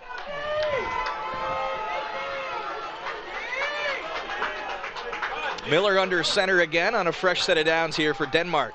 looking to answer the Luxemburg-Casco touchdown. It was the second of the night for Vandenbush, and another nice gain for Shevchik, lowering his shoulder ahead to the 45. Nice play, a little bit of an isolation play with the lead fullback leading the way, and Shevchik just running hard, extremely hard. And you mentioned they've answered the bell every single time. You got that reverse pivot on the part of the quarterback. Just trying to throw the defense off that little bit. That was a nice little truck stick there from Shevchik. He put Evan Dalkey on his back on that play. One of the top tacklers on this LC team.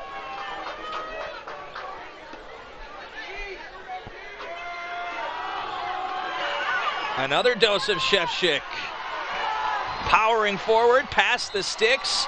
3 plays, 3 Shevchik runs, 3 first downs for the Vikings. Each one as impressive as the next. Holy man, is he hitting that line hard. And the blockers coming out there. You know who, oh my gosh. You know who just laid one heck of a block? Number 41, Kenny Satori. He had a decleater, I believe. And not many better than him across this part of the state. Does so many little things for this Denmark team. He'll carry it from time to time as well, but he is a punishing fullback. Play this action. time a keeper. Miller has Satori out of the backfield. Satori falls forward past the 35. Denmark is moving it. It was a nice tackle there by number 7, who's we talk about all night long, Ruthio. On a much bigger guy, too, right. Satori. Man, you see that coming at you. Stuck with him.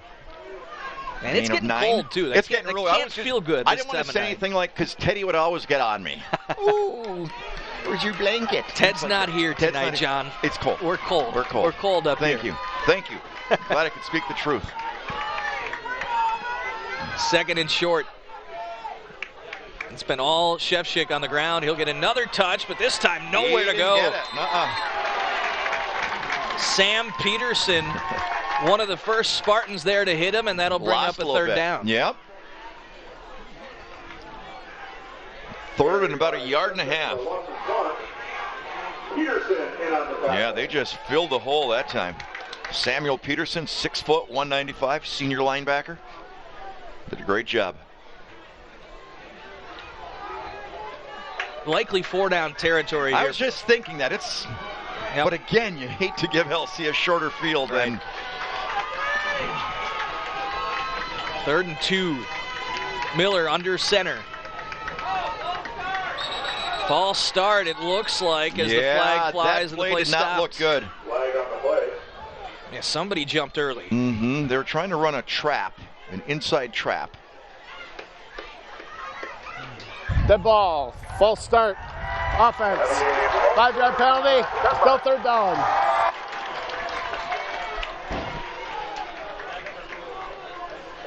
Well, you have to think we'll see Miller's arm right now then, huh? Again, unless you're thinking 4 downs, maybe you're comfortable staying on the ground then, but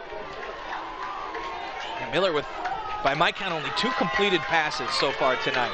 Again, he came into the ball game, what, 1,222 yards passing? Yeah, far 16 and away. touchdowns, I believe. By far the leading passer in the conference. Right. It's been a much more ground game focused game plan here for Denmark tonight. They might be running out of time for that. They will throw. Miller on the right side. Double team. Intercepted. Ruthio stepped in front and picked it off. It was intended for Hayden Conkle, but Mr. Big Play is there again for the Spartans with a pick. John Larson had him in coverage, and Ruthio was back there playing basically free safety center field and made the big interception. Spartans in control now with the ball, up 2 scores. Luxemburg-Casco with the football. First down already in the books. It was a short carry for Isaac Vandenbush. Looked like no gain, actually, so LC will have a 2nd and 10 upcoming. Here's a look at the interception from Ryan Ruthio, who, John, you noticed, came up holding his arm after this play. Yeah, came up holding his arm over on the sidelines. They're taking a look at him with the trainers. He's not on the field right now, one of the top offensive playmakers for this Spartans team. Vandenbush with another carry, another short gain. It'll bring up 3rd down and long for LC. Owen DeGrand getting in another tackle. He gets in a bunch of them. And you know, it's one of those situations, too. It's like, you know, there's still a whole quarter to play, but this clock isn't exactly. I mean, you need 2 scores against these guys. You got to really make some things happen, some big-time splash plays. Great chance for Denmark to get off the field here on 3rd down and 8. Depre has a man open and near the sticks, falling forward for a first down. What a great job. Logan Dell. Holy cow, Logan Dell, 6'3", 200 pounds, big target, was hit shy of the sticks and then just fought his way for that first down. Big first down for Luxemburg-Casco. And if you're Denmark, that's a deflating feeling right there. Had a chance there, getting that spin, yep. Had a chance to get him off the field quickly, but nice play by Dell to pick up the first down.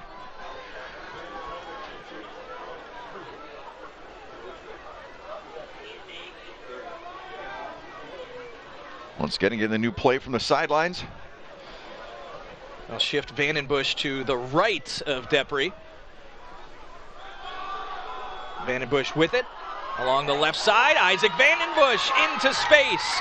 Vandenbush pushed out of bounds right around midfield. Another big gain, 27 yards and a 1st and 10 for LC. I'm telling you, I thought that was going to be a gain of about 4, and he just turned it into a lot more. That's a talented running back right there. Right there, I thought he had a chance to be taken down right there in traffic. This does a nice job staying with it. If they make a deep playoff run, Vandenbush has a realistic chance to get to 2,000 yards on the season. Incredible. He came in it tonight with over 1,200, averaging 155 a game, 8 per carry. I tell you, if they play 3-4 playoff games, he's got a chance to put up some big numbers. Incredible. Schley had a nice block downfield, by the way, in that run. Depre keeps. About a 5-yard pickup on the quarterback keeper. Into Denmark territory, the 45. LC's got to be thinking put away drive right here. Right, absolutely. And it could be. Well, I'll tell you one thing they've done so well is taken away that passing game. When Miller goes back to pass, I look downfield right away. I don't see any white shirts running free. He's got 3 completions. They're all on play action. Right. Play action bootlegs. Rollouts. Yep. Toss to Vandenbush. Be near a first down. It'll bring up a short. 3rd down and 1. And Down and Distance tonight is brought to you by Gandridge Chevrolet. Our no hassle, no haggle philosophy means you get one low price always. Experience the difference at Gandridge Chevrolet. So 3rd about 1.5 yards. And really with the way this offense has been rolling, they've got a lot of options. Vandenbush in the backfield alongside Depre. 2 wide receivers to the wide side of the field. Depre keeps it. Option keeper. He made the right call, and he picked up the first down. Did a nice job riding his fullback into the line, pulling it at the right time, taking it off tackle. So another first down for Luxemburg-Casco. Big drive. Yeah, great decision there to keep it on the read option. Great job carrying out the fake. It's an injured man for Denmark. We're looking at him. There's a timeout on the field. Kind of has the look of a cramp, and I certainly hope it is. There's a look at the Luxemburg-Casco Spartans, who are 14 minutes and 33 seconds away from an outright Northeastern Conference championship. They have never trailed tonight, trading touchdowns with Denmark throughout the first half, and then scoring to open the 3rd quarter to take their first 2-score lead of the game. They are as advertised. How's a pizza doing these days? I'll let you know when I find it. Sorry. This is why we need Ted. Well, Gallagher's Pizza is the Red Zone sponsor tonight. Luxemburg-Casco not quite there yet, but Gallagher's Pizza, when they do get inside the 20, they'll be the official sponsor. Italian food, Irish spirit, now with locations in Swamico and De Pere, as well as 2 locations in Green Bay on West Mason Street and Webster Avenue. Excellent. Get the hang of it, John. I know you are. Tell you what, Teddy might have a hard time getting his starting job back. Don't say that. Vandenbush, another nice gain, 7, maybe 8 yards. Yeah, I mean, you know what? You can say, well, Denmark did a nice job holding on that one. And he still had, like you said, 7 or 8 yards. Just a tough running back. I can only remember one time tonight when they stopped him at or around the line of scrimmage. It seems he's gotten at least 3 or 4 yards every carry. Throughout the game, they've gotten longer and longer. Broken off a couple big ones, a 27-yarder earlier this drive, a 30-yarder back in the second quarter. You've got a good memory. I mean, you're not taking these down from notes. I'm impressed. I'm just glad you think I'm not making it up. No guarantees. And there, as I jinxed him, as you did it, Vandenbush is tripped up right around the line. Shortest gain of the night with a loss of 2. And he comes out of the ball game. That doesn't happen often. No, it doesn't. Looks like he's got a little bit of an arm issue too. Arm or wrist. It's the last thing in the world you want is a superstar player to get hurt this late in game in a season. Depre will keep, and I don't think he got there on 3rd and short. I don't think so either, because there's a couple of fellas for Denmark still playing pretty tough football. Satori is one of them.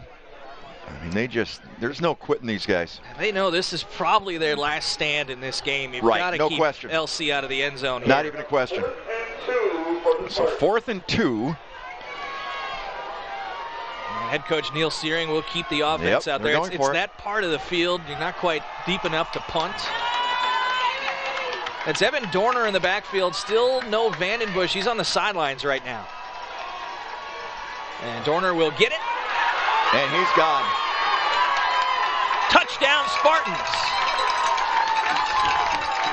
Evan Dorner off the bench and into the end zone. It's a 3-score lead for Luxemburg-Casco. If they needed to make a statement with that drive, they just did it. So impressive. Wait, how do you like that game? Right up the gut. Right up the gut.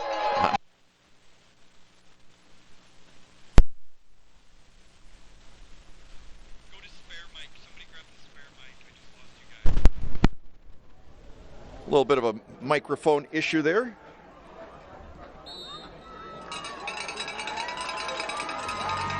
(35-14), Luxemburg-Casco on top late in the third quarter.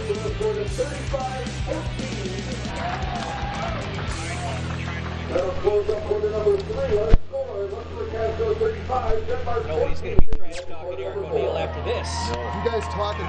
None of these saves us. We're just kidding about all that stuff we said. Yeah, I bet. We're up and running again on Sports Showdown. Thanks so much for spending your Friday night with us. Brandon Kinnard filling in for Ted Stefaniak tonight alongside the legend John Mino, as Denmark will get going on a 2nd and 5, and Miller's pass just airmailed it there, looking for his tight end, or his leading receiver rather, Hayden Kunkel. Yeah, the passing game just doesn't seem to really be there for Denmark tonight. 3rd and 5. They've got to get something going. They got 12 minutes to play. 12 minutes for a chance to create a miracle, so to speak. And they're going to have to do it through the air. And this is one of those situations you'll need scores on every drive. You'll need quick stops or maybe takeaways on defense.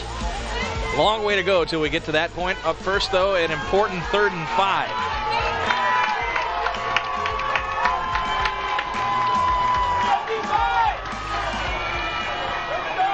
They'll go to Shevchik. Elijah Shevchik with the speed. 9-yard pickup and a first down. Boy, you're right. He's at full speed after about that first step, isn't he? Absolutely. And a flag, though. This might march him back. Man, Shevchik is limping off the field on the far side as well. Boy, again, this is the last time of the year that you want Holding. Offense. 10-yard penalty. Replay 3rd down. So that negates the first down. Boy, did that take a turn for the worse for the Vikings. Cow. The leading rusher limps off the field, and the first down will push him back to a 3rd and 10.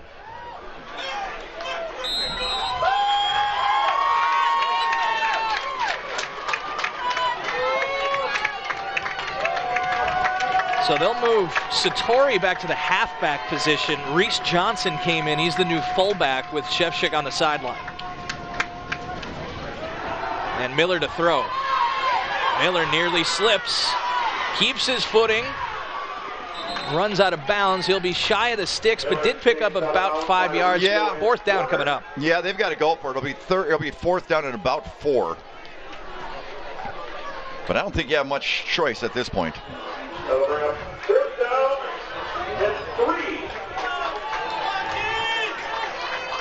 Wouldn't you agree? Absolutely. Got to keep him out. Got him. I didn't say anything because I thought it was so correct it didn't even need acknowledgement.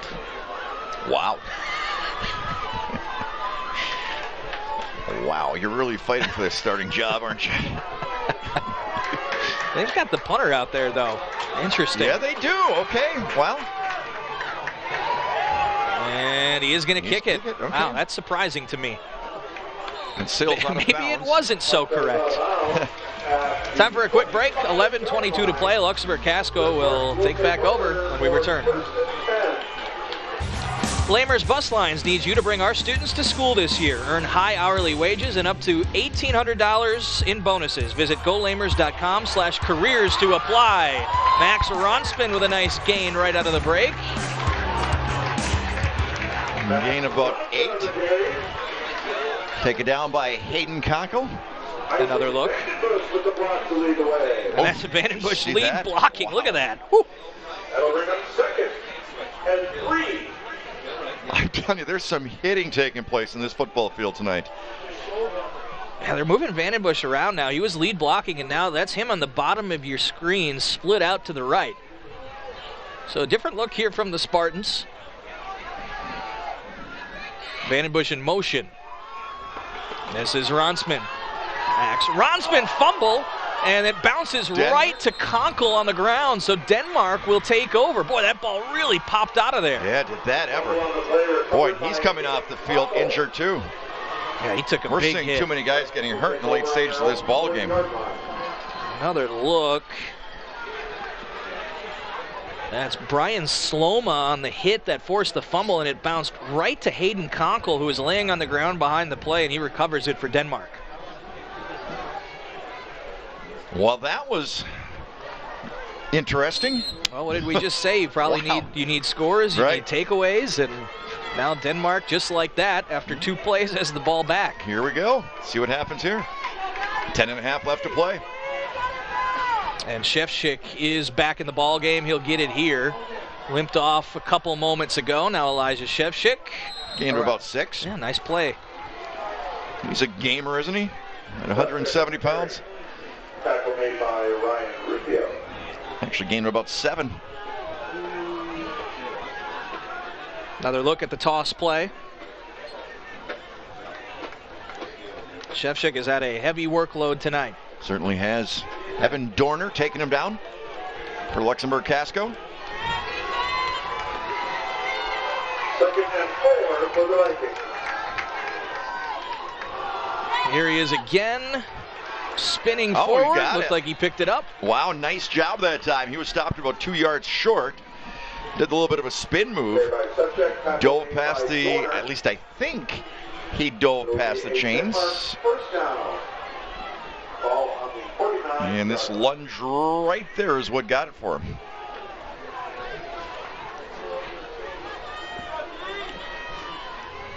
Fresh set of downs for Denmark, but that clock continues to tick. Certainly does. It certainly does. Play Miller's action, gonna throw. pressure. Has a man. That's Conkle. Those two connecting for their first big play of the night. Hayden Conkle, the conference's leading wide receiver, has a big gain, and Denmark is inside the 30. Well, that's what we're waiting for tonight, huh? It's a great pass under pressure, rolling to his left, which is always that much tougher for a right-handed quarterback. Just dropped it in there perfectly. This should give us a good angle. 1st down, Vikings. 28-yard line. Very nicely done.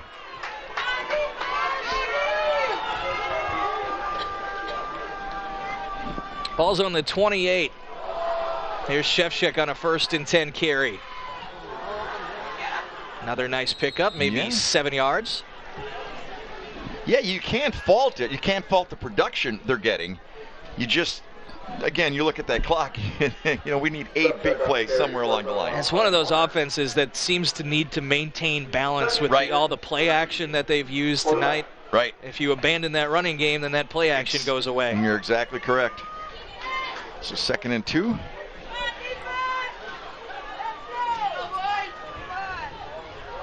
Shevchik again. He's a workhorse, isn't he? Holy cow. Down to about the 12. Shevchik carries for a first down, tackled by Logan Bell. Freedom leads 26-14. Number Wrightstown right now, late in the ball game, of course, like all of them are. Those are the 2nd and 3rd place teams in the NEC as we watch the 1st and 2nd place teams battle here. I believe if those scores hold, then Freedom and Denmark would wind up tied for 2nd. Kimberly now leads 28-17. Miller to the end zone, has his man, Osak, the touchdown. Nice play, nice drive. Well, we saw Osak on the big kick return earlier, but that's his first catch since September 17th, and it goes for a touchdown. They sure like rolling to the left, huh? Normally with right-handed quarterbacks, you're almost 90% of the time rolling to the right, but he likes rolling to the left. He throws well that way. Well, that's what Denmark needed. Plenty of time left, too. 8:23 to play. This would make it a 14-point game. Konkel on for the extra point. Had a big catch on that touchdown drive. And drills the kick. 35-21. Denmark cutting into the lead on Sports Showdown. 35-21. Cobeson Buses is now hiring. Top pay for part-time work with flexible hours. Cobeson Buses, family pride in every ride. After the Luxemburg-Casco turnover, Denmark with a couple of Shevchik runs, a couple of Miller passes, the touchdown going to Ethan Osak. The Vikings now down only 2 scores. Well, they have definitely taken advantage of the miscues. Luxemburg-Casco's miscues, scored on both, following both fumbles. That's absolutely right. Yeah, the big fumble late in the first half that allowed Denmark to tie the game at 14. And boy, Ronsman got popped on that last fumble as well. I'm curious to see if he is back on the field. He really kind of limped off after that. Maybe just got his wind knocked out. These kids bounce back, though, don't they? There's so many times you see them just get nailed, and they just bounce right back. No short kick. LC right there to recover it. I think that was Wagey up front. It was. Yep.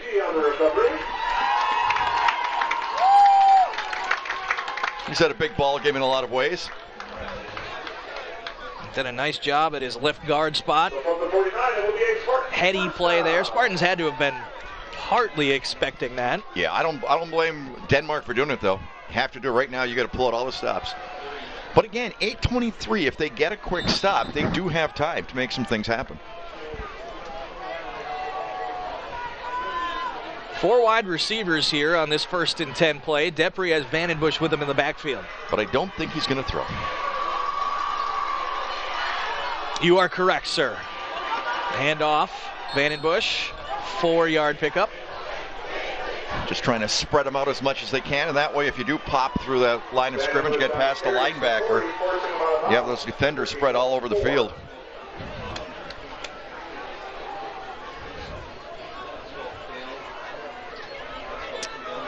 So 2nd and 6.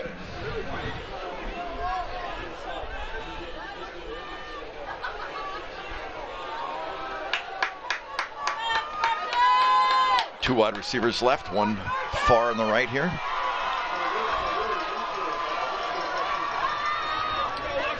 Vandenbush again. Oh, he somehow managed to get through to that second level and pick up a couple. He is strong. Was he 190, I believe? Vandenbush on the carry. It's just one tough football. 6'1", 190 is where they list him. Nice size for high school running back. Not nice size when you're 160-pound defensive back, seeing that come right at you. Trust me, I've been that guy. Me too. I was reflecting on my only high school football tackle, which came on this field. I got the wind knocked out of me and retired the next day.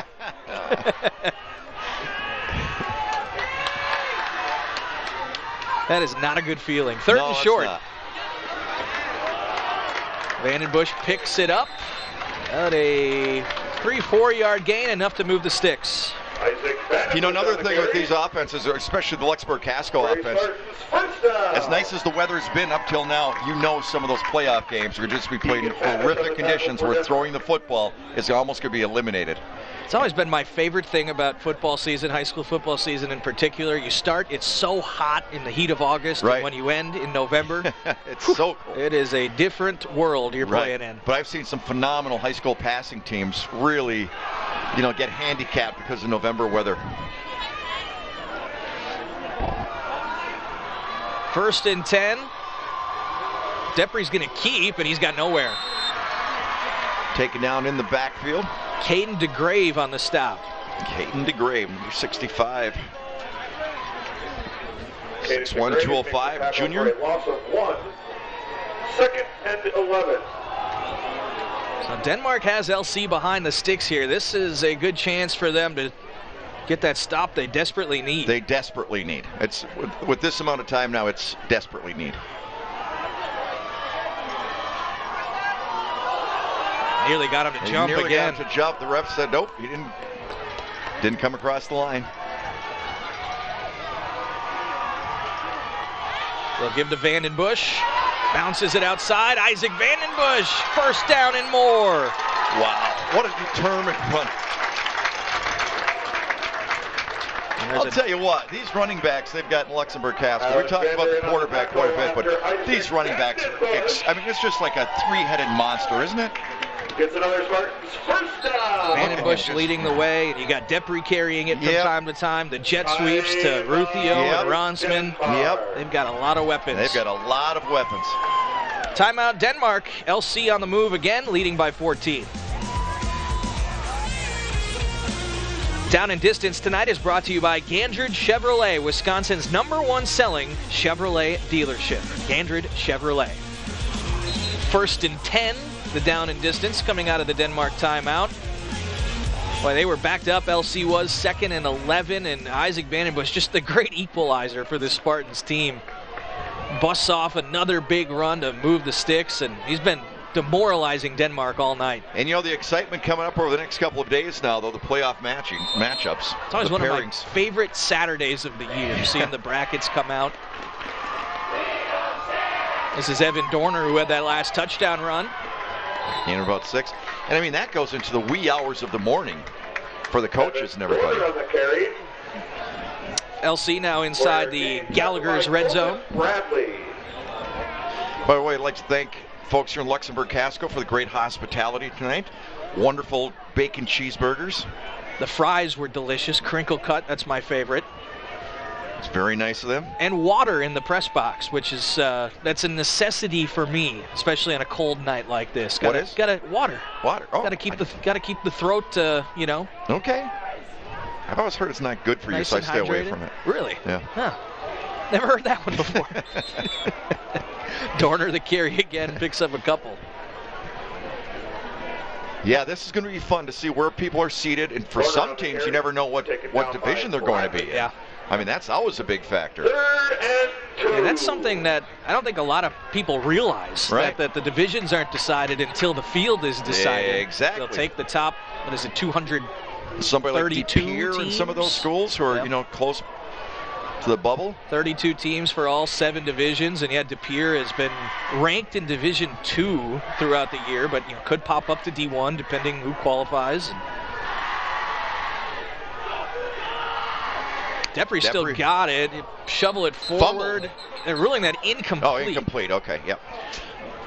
Yeah, it's one of those things where Depre's pass incomplete. You think college football with the bowl things it's a crapshoot, as they say, but high school football, it's all over the place tonight. After these games, what goes on behind closed doors is incredible. Yeah, I asked Neil Searing, the LC head coach, about that earlier, as he actually takes a timeout here, timeout Luxemburg-Casco, but he said, it's a crazy 24 to 48 hours or so, especially for him personally. Actually, he was able to get away this afternoon, watch his daughter run in the cross-country meet, the NEC conference meet over at Northbrook, the golf course down the road. So said she did well. And now he goes into coaching this game and goes into seeding meetings right away. All night. Yep. It is a hectic night for those coaches.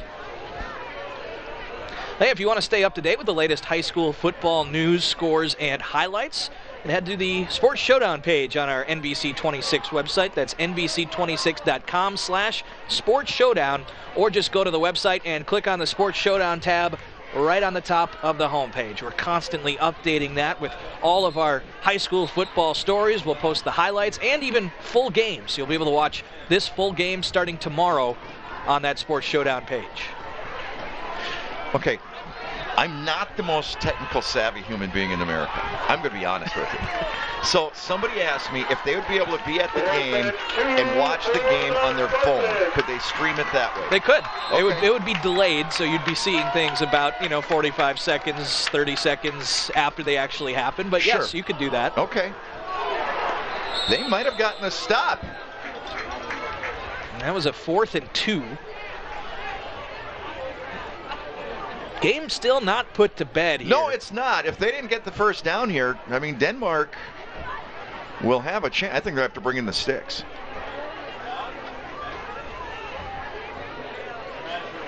Carry by Vandenbush.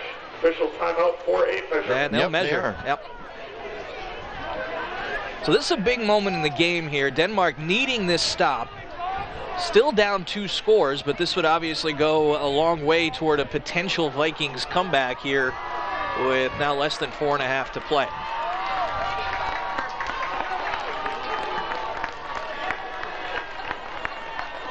There they go. And he got it. Wow, by literally 2 inches. What's with the smoke here all of a sudden here, Luxemburg-Casco alumnus? It looks like chalk. It looks like they're flicking some chalk, like gymnastics or maybe baby powder or something like that up into the air. That's what it looks like. And why are they doing that? I don't have an answer to. Okay, just curious. We'll have to ask one of my sources here. Not that I know of. Okay. All right. Yeah, that's baby powder. Can you smell that? I can smell that. I don't know if you can see that on TV here. Yeah, they are blowing it all over the stands here. It is flying through the air. Yes. Okay. And there's kids coughing down there. All right. You celebrate the conference championship any way you want, I guess. Okay. Absolutely. I've been to a lot of football games. I've never seen that before. Nor have I. Okay. 1st and 10 here for LC. But I know one thing, it's cleaning up that rash. Just saying. I'm afraid to ask for details. Vandenbush the carry. How many carries does he have tonight? Take a wild guess. That I haven't kept track of. It's got to be over 30. But it's close. He had 30 last week. That was a season high. It seems like every other down he's been getting it, especially the later portion of the game, right? Yep. Early on, they were going to Ruthio and Ronsman a little bit more, but lately it has been a heavy dose of number 4. Yeah, 90% of the carries. 32 carries? Is that what I heard? That's what I heard, too. Okay. He earned his varsity letter. I would That's say. Incredible. Yeah, that 32 establishes a new season high for Vandenbush. And how about a hat trick? His 3rd touchdown of the night.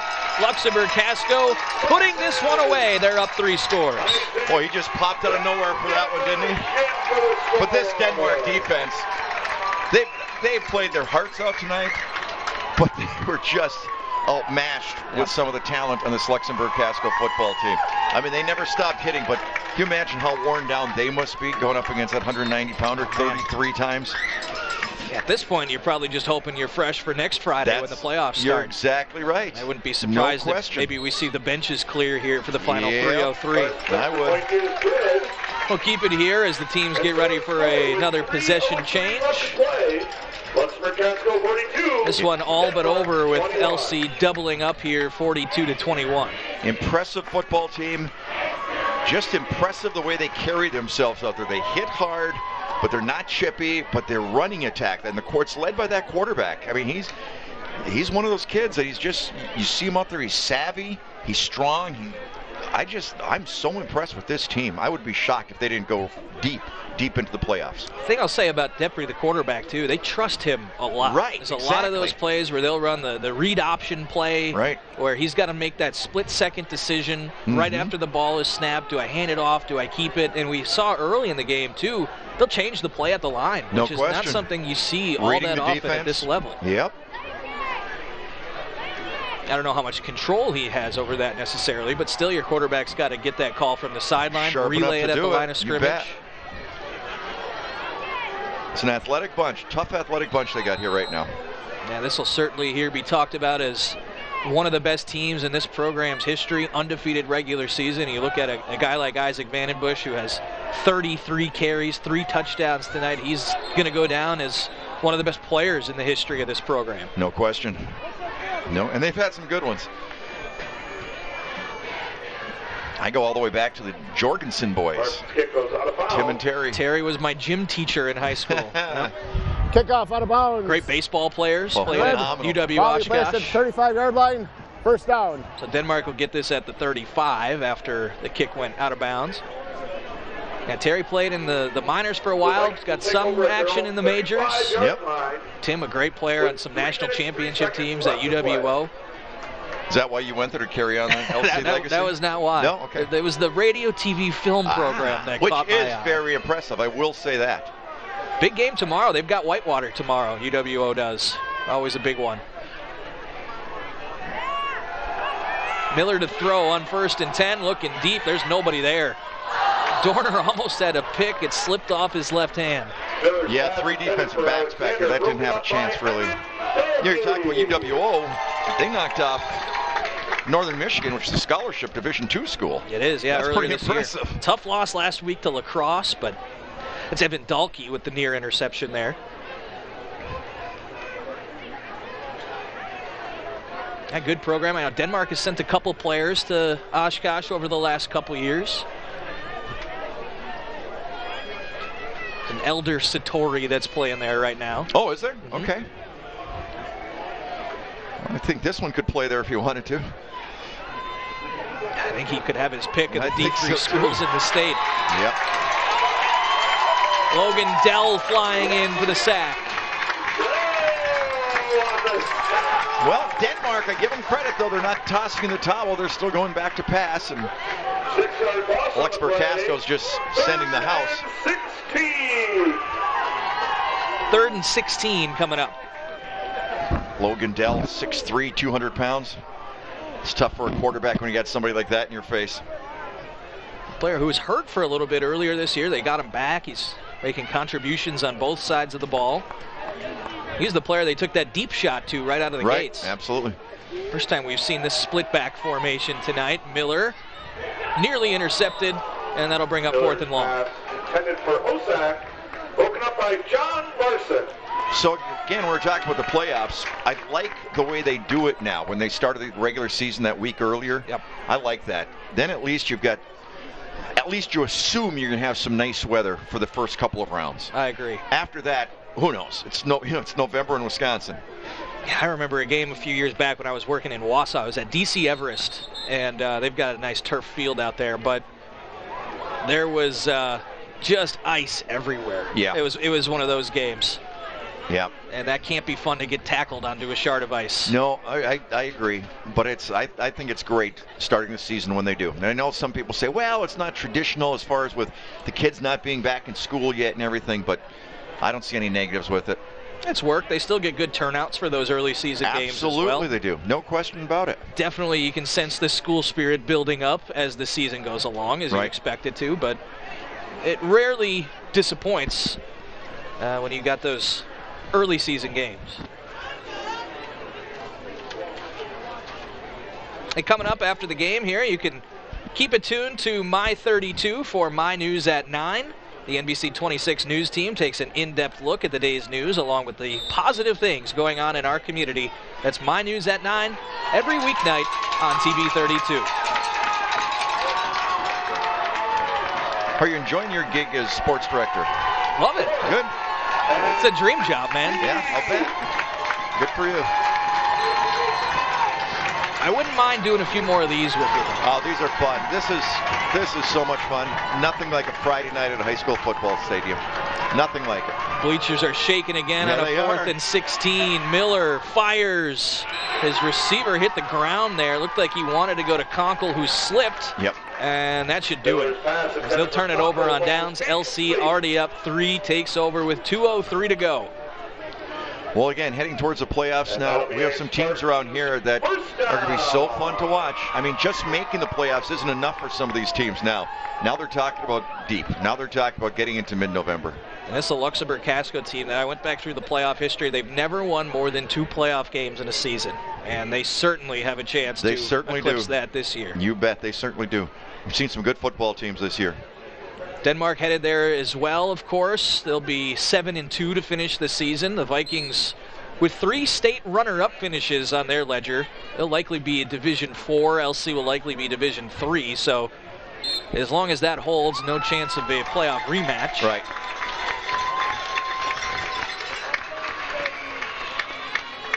That always seems to be the toughest division for this area, or as far as our best teams sometimes are in those, those size schools. Sure. Yep. Wrightstown, Division 4 powerhouse for years. Freedom, absolutely. Yep. D4. That Division 4 is tough though, because it looks like Catholic Memorial's probably D4. They are again this year. That's where they're set right now. Again, as we talked about earlier, it can change depending on who qualifies and all that. But that's a pretty good program. Yeah, that is a tough one. That is a tough one. Well, as we wind down, just want to say it's great working with you. You do a great job, really great job. It's been a lot of fun. It's been fun. Great football game. LC pulled away in the second half, but man, were the first 3 quarters really just outstanding. Quite exciting. Like I said, it was the best first quarter we've maybe ever had on Showdown. Glad I was here for it. No, absolutely. Yeah, but it's that third quarter, like we talked about. LC's been dominant in that third quarter all year. They came out, they had a different attitude. Yeah. They had an absolutely different attitude in that third quarter than they did in the second quarter. So, just winding it down now. One more kneel down should do it. Well, best of luck to all the local teams heading towards the playoffs. Hope to see you down at Camp Randall. Should see the brackets, the groupings at least, later on tonight, and then the seating being done into the wee hours of the morning. Get those brackets early on tomorrow. We'll, of course, keep you updated on that on NBC 26 as well. Let you know who's heading where. One of the best times of the year, one of the most exciting days of the year coming up to see those high school football brackets released. That squad right there, probably headed for a number 1 seed, I would say. 9-0 and outright champions of the Northeastern Conference. Luxemburg-Casco a winner tonight, 42-21 over Denmark. Congratulations to the Luxemburg-Casco Spartans. Your undefeated. That's the final. Luxemburg-Casco doubling up on Denmark, 42-21. LC finishes the regular season 9-0, outright conference champions in the Northeastern Conference. Take a look at a dominant second half from Luxemburg-Casco. This one put them up 2 scores. Vandenbush tiptoeing the sideline, his second of 3 touchdowns on the night. Got a beautiful block by Lucas Cannon on that run. Denmark answering in the fourth quarter. Ethan Osak, the recipient of that touchdown from Lucas Miller. But icing on the cake here from Vandenbush, capping off one of the best nights of his great career with his 3rd touchdown, making it 42-21, the eventual final score. 33 carries, and he never slowed down. That 33rd was that was the last one there, the touchdown. Yep.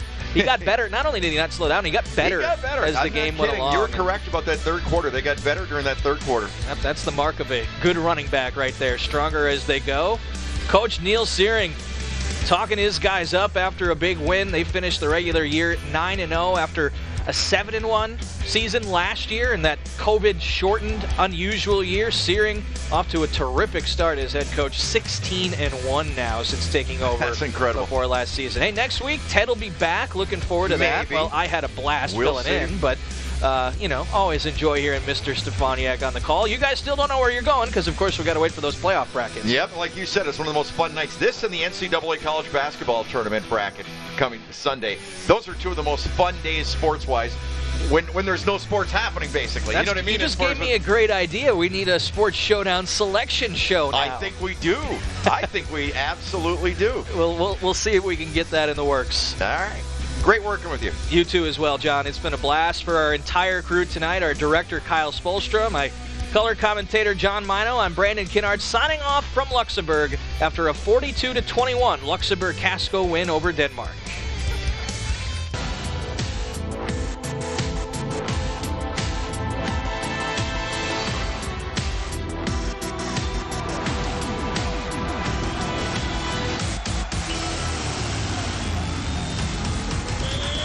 Tonight's Showdown Game of the Week on TV 32 was brought to you by Bell & Health. Welcome to your healthiest life. Gallagher's Pizza, Italian food, Irish spirit. Lamers, the passenger professionals. Simon's Specialty Cheese. Experience the best of Wisconsin at Simon's Cheese, Little Shoe. McMahon's of Luxembourg. Cobus Buses, family pride in every ride. And Gandrud Chevrolet, Wisconsin's #1 selling Chevrolet dealership.